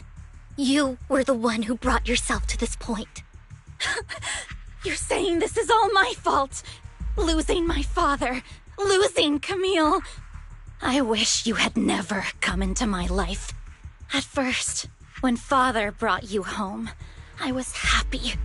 There are so many Exaltists, yet Father never allowed me to get too close with any of them. I never had any friends either. But when Father brought you back, he told me to take good care of you, that you were my first friend. I was also so happy the first time you took my place in helping Father select a person to receive the blessing, because it meant you were different from all those other people. You could stay with me. But soon, I grew jealous. You took the attention that should have belonged to me. You even took Father's love from me. It's only because of my ability that Landon... I know, but... Vivian, jealousy is something you cannot control. Of course, the same goes for fear and hatred. I was terrified that one day you would look at me and shed tears. I knew if that day ever came, Father would not hesitate to force the blessing upon me. And when that day did come, I hated you for causing my father's death. Tina, you knew everything about what happened back then, so... why are you still defending Landon? And why didn't you tell me back then? If I had known earlier, maybe I could have found a way. Because it's the only thing that makes me more special than you, no? It proves I had Father's trust. I was more useful to him. Vivian, you said you wandered without a home ever since you were young, hated by anyone you encountered.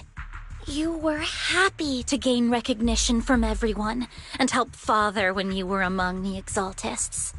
But in the end, you discovered you were being used, so you felt betrayed and hurt. Then, what about me? All I ever had was my father. I've never known a life outside of the Exaltists. Ever since I was young, my only purpose was to help Father select who was to be blessed. The only purpose I had was my father and the Exaltists. I've never been taught anything else, Vivian.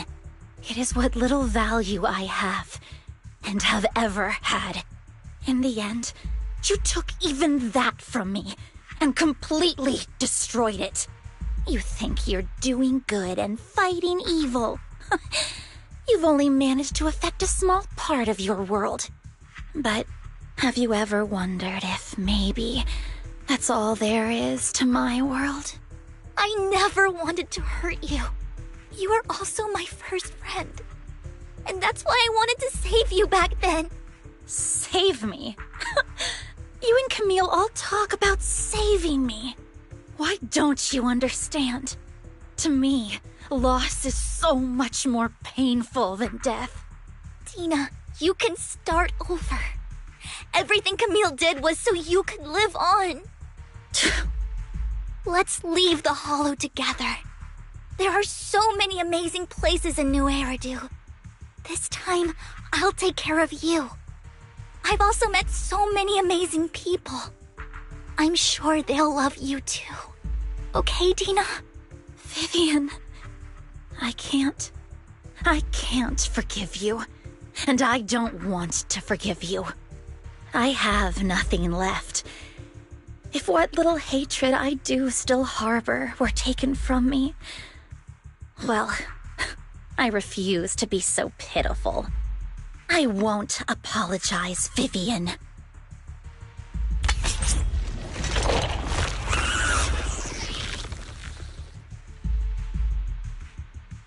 I don't want to hate myself, so I can only hate you for killing my father, and hate Camille for leaving me. That's just the kind of person I am. Hateful and despicable. I refuse to owe anyone anything. I refuse to feel regret. I won't. Vivian, I will keep hating you. I will take all who are precious to you.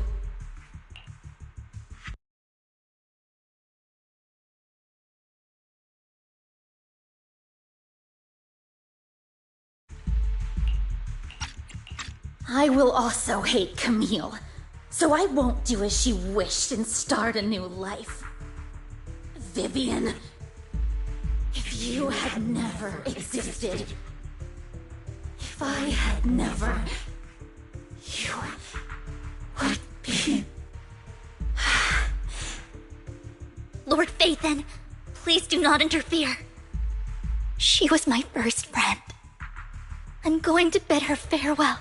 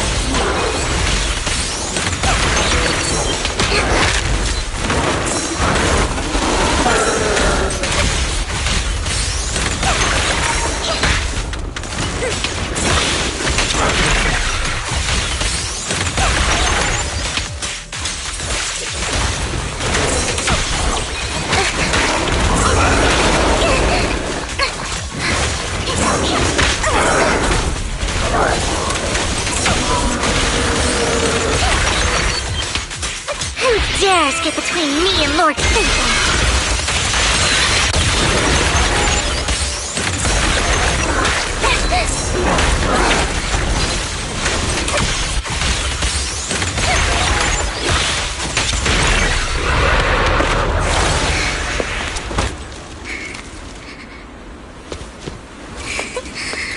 Vivian, behind you! Lies!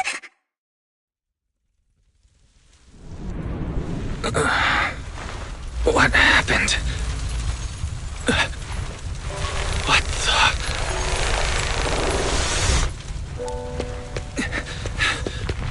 Vivian! Lies. Don't come near me. This is my own choice.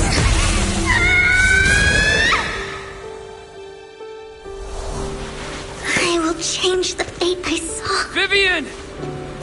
I just want you to remember me when I looked my best. Vivian! Careful. Vivian, your body... I'm sorry you had to see me like this, but I don't want to be the one that only brings misfortune anymore. No.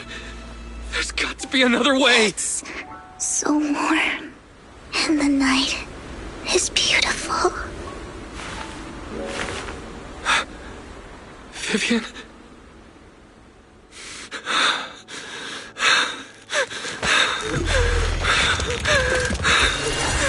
No. It can't end like this.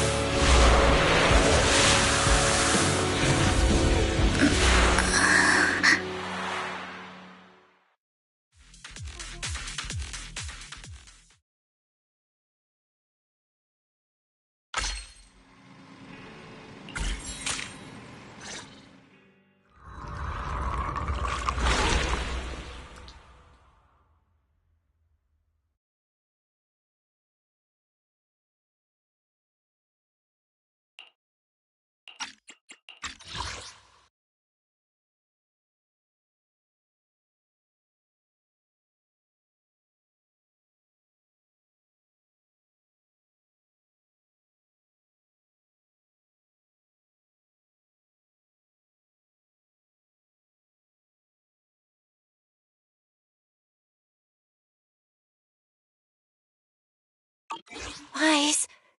Wise! Wise, you're finally awake. I'm at the store? I remember I was with Vivian. Wait, she injected herself with Landon's serum. Is she okay? Hugo and Lycon brought you out of the hollow. You scared me to death. Thank goodness you woke up. And you said Vivian used the serum on herself? But she looked fine to me, bar a couple of scratches. Hugo sent me a message earlier saying he got her checked over and she was all right. Do you remember what happened? The situation was dire, so Vivian used the serum on herself to defeat the ethereals. I saw the crystallization process starting to occur. I can't describe exactly what happened. I saw something blurry, but I just wanted to stop Vivian's corruption process. I don't know exactly what I did, but then I lost consciousness. What happened after that? When I let Hugo and Lycon there, it was just you and Vivian lying there on the ground. We couldn't wake either of you. Let's put that aside for now. Do you feel any discomfort, Wise? I'm a bit dizzy, but otherwise, I'm fine. Don't worry. Phew, that's good. You should rest for tonight. Hugo and Vivian said they'll come over tomorrow, so we can discuss the details then. Okay. Sorry for worrying you, Belle. Good night.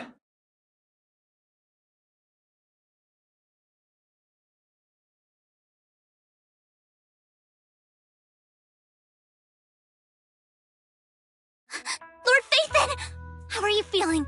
No headaches, leg pains, heart palpitations, loss of appetite. Vivian?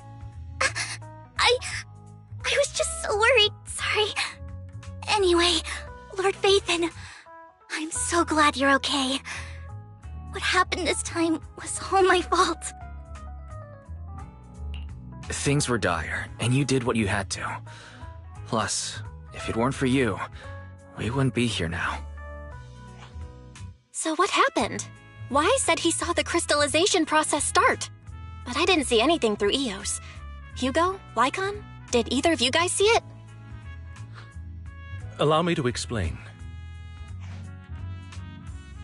Miss Vivian told us what happened after she awoke, and the mayor arranged a full medical checkup for her. Based on the results, Miss Vivian indeed shows mild corruption sequela. But if the crystallization process had already started, the lingering effects should be far more severe.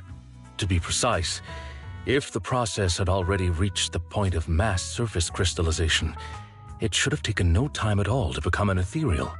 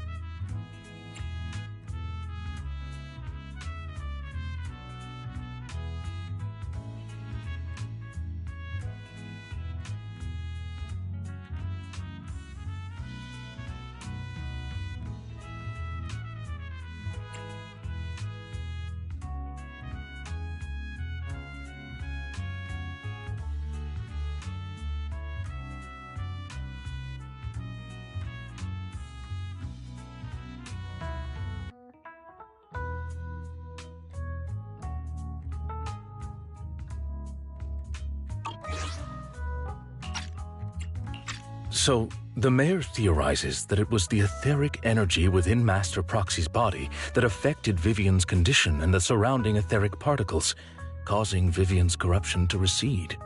Essentially, corruption is a reaction between the etheric particles inside the body and in the surrounding environment. Therefore, it's not necessarily irreversible, just that currently our mainstream method of defense is prevention. I'm having a hard time believing that, even if it's coming from you, Lycon. It's almost like you're claiming I can manipulate etheric energy. Master Proxy, you are special. This is a gift your teacher left you. A gift from our teacher? How come I never knew about it? I don't know all the details, so I cannot explain everything to you. My apologies. However, Miss Yixuan might be able to answer some of your questions. She will visit you sometime soon, so please feel free to ask her any questions you may have. She has quite an eccentric personality. If she causes you any inconvenience...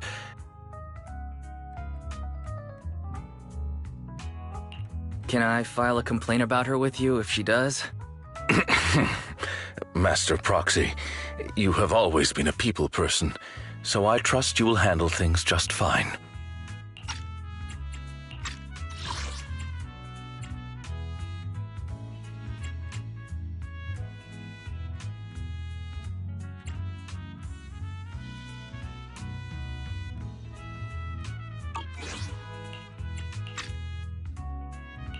The way you said that just makes me more worried. In any case, the mayor has asked me to give everyone his most sincere gratitude. Unfortunately, the mayor could not come personally, but has promised everyone a favor.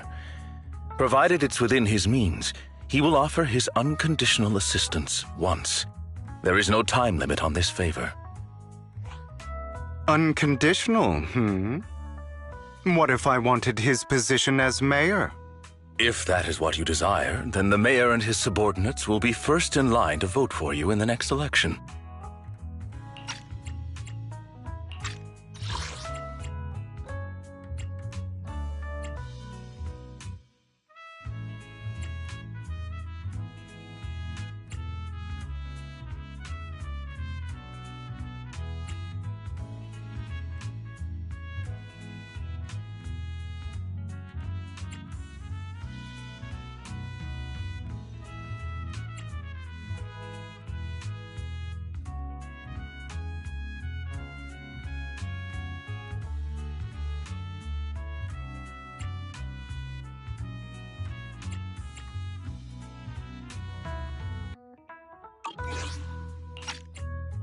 As for the other votes, you'll have to work for them on your own.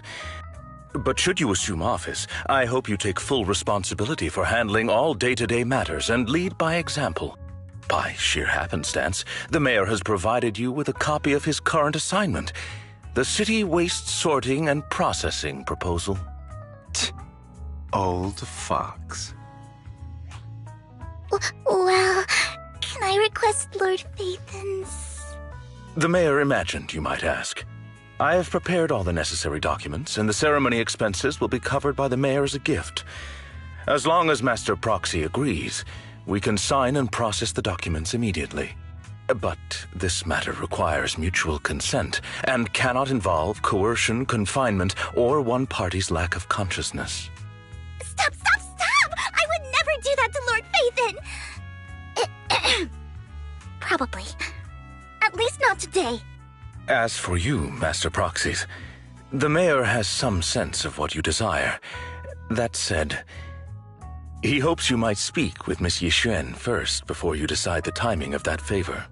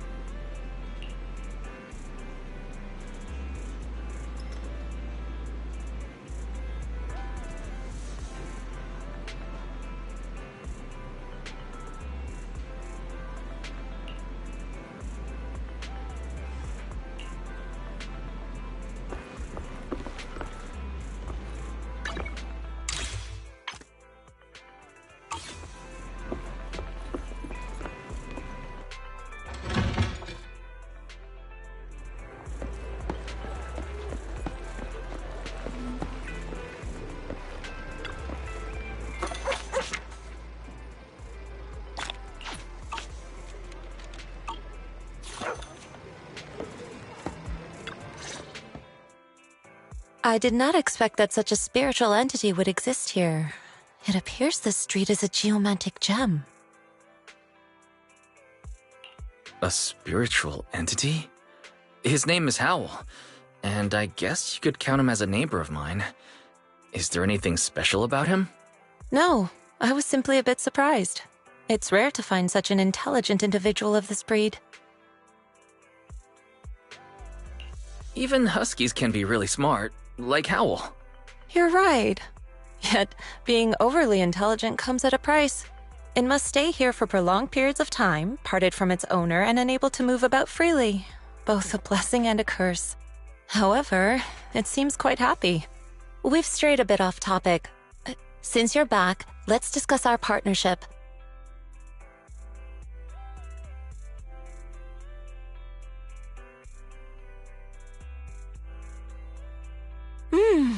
Nice job. Good air circulation, excellent layout. Very suitable for a business. Your bamboo here are also very energetic.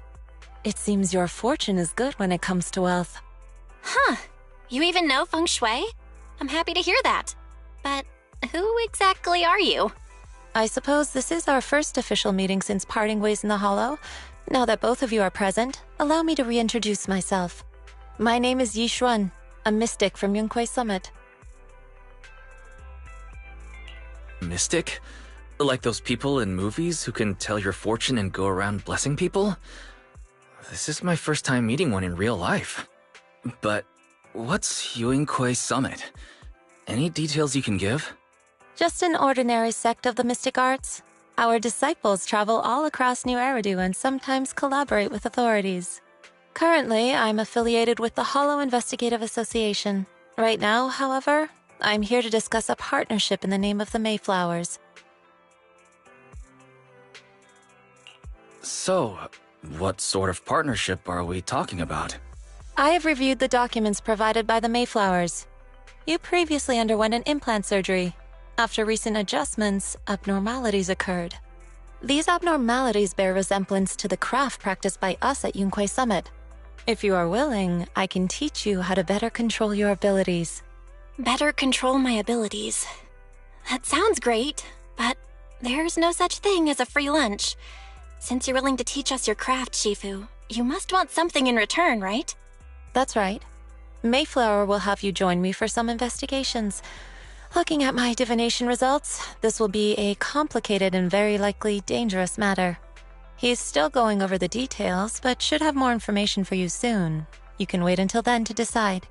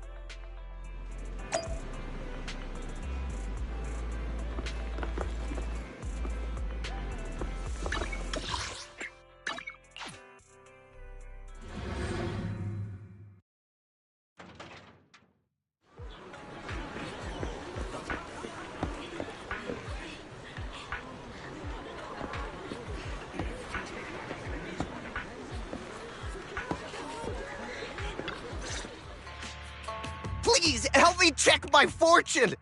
Here's my palm. Look, doesn't this thick wealth line mean I'm about to strike it rich? I've looked it over, and your fortune is decent. Huh? You barely looked at it, and you're already done? You have good fortune. What? You don't believe me? I do. Thank you so much. Next, it's my turn. Hey, wait, hey, quit cutting in line. So this is where you were. Who are all these people? You're here, Wise? I decided to take a break.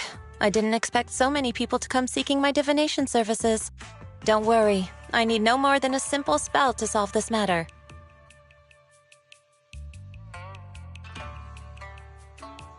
Fortune-telling services is 10,000 dennies per session.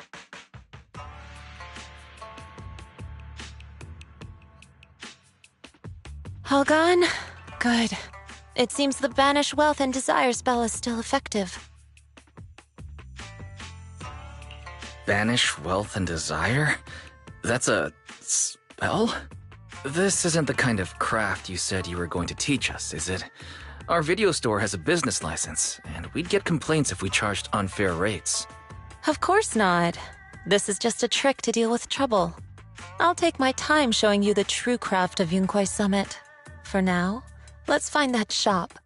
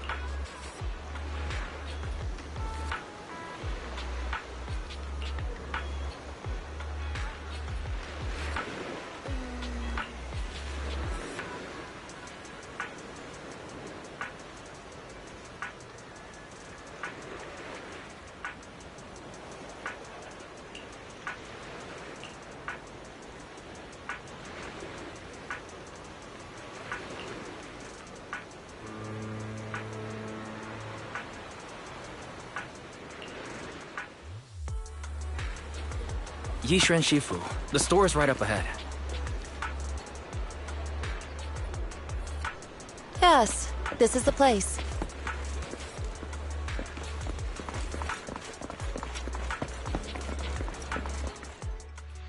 Ah, this is the one.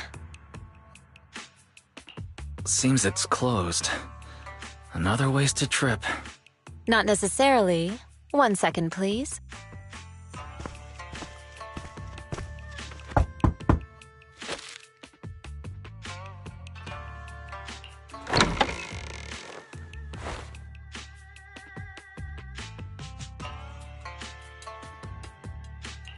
Huh?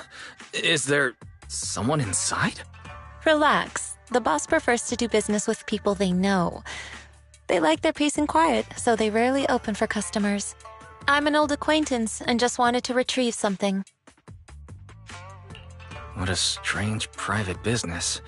Shifu, what exactly are you retrieving? Just some things needed for our future investigations. You'll know in time. Really? Shifu, I feel like you're always so mysterious. Rest assured, I'm not hiding anything from you. It's simply because the correct time has not yet arrived, so there is no need to rush. Since we've already obtained what we came for, let's part ways here. There will be plenty of time in the future. We will certainly meet again.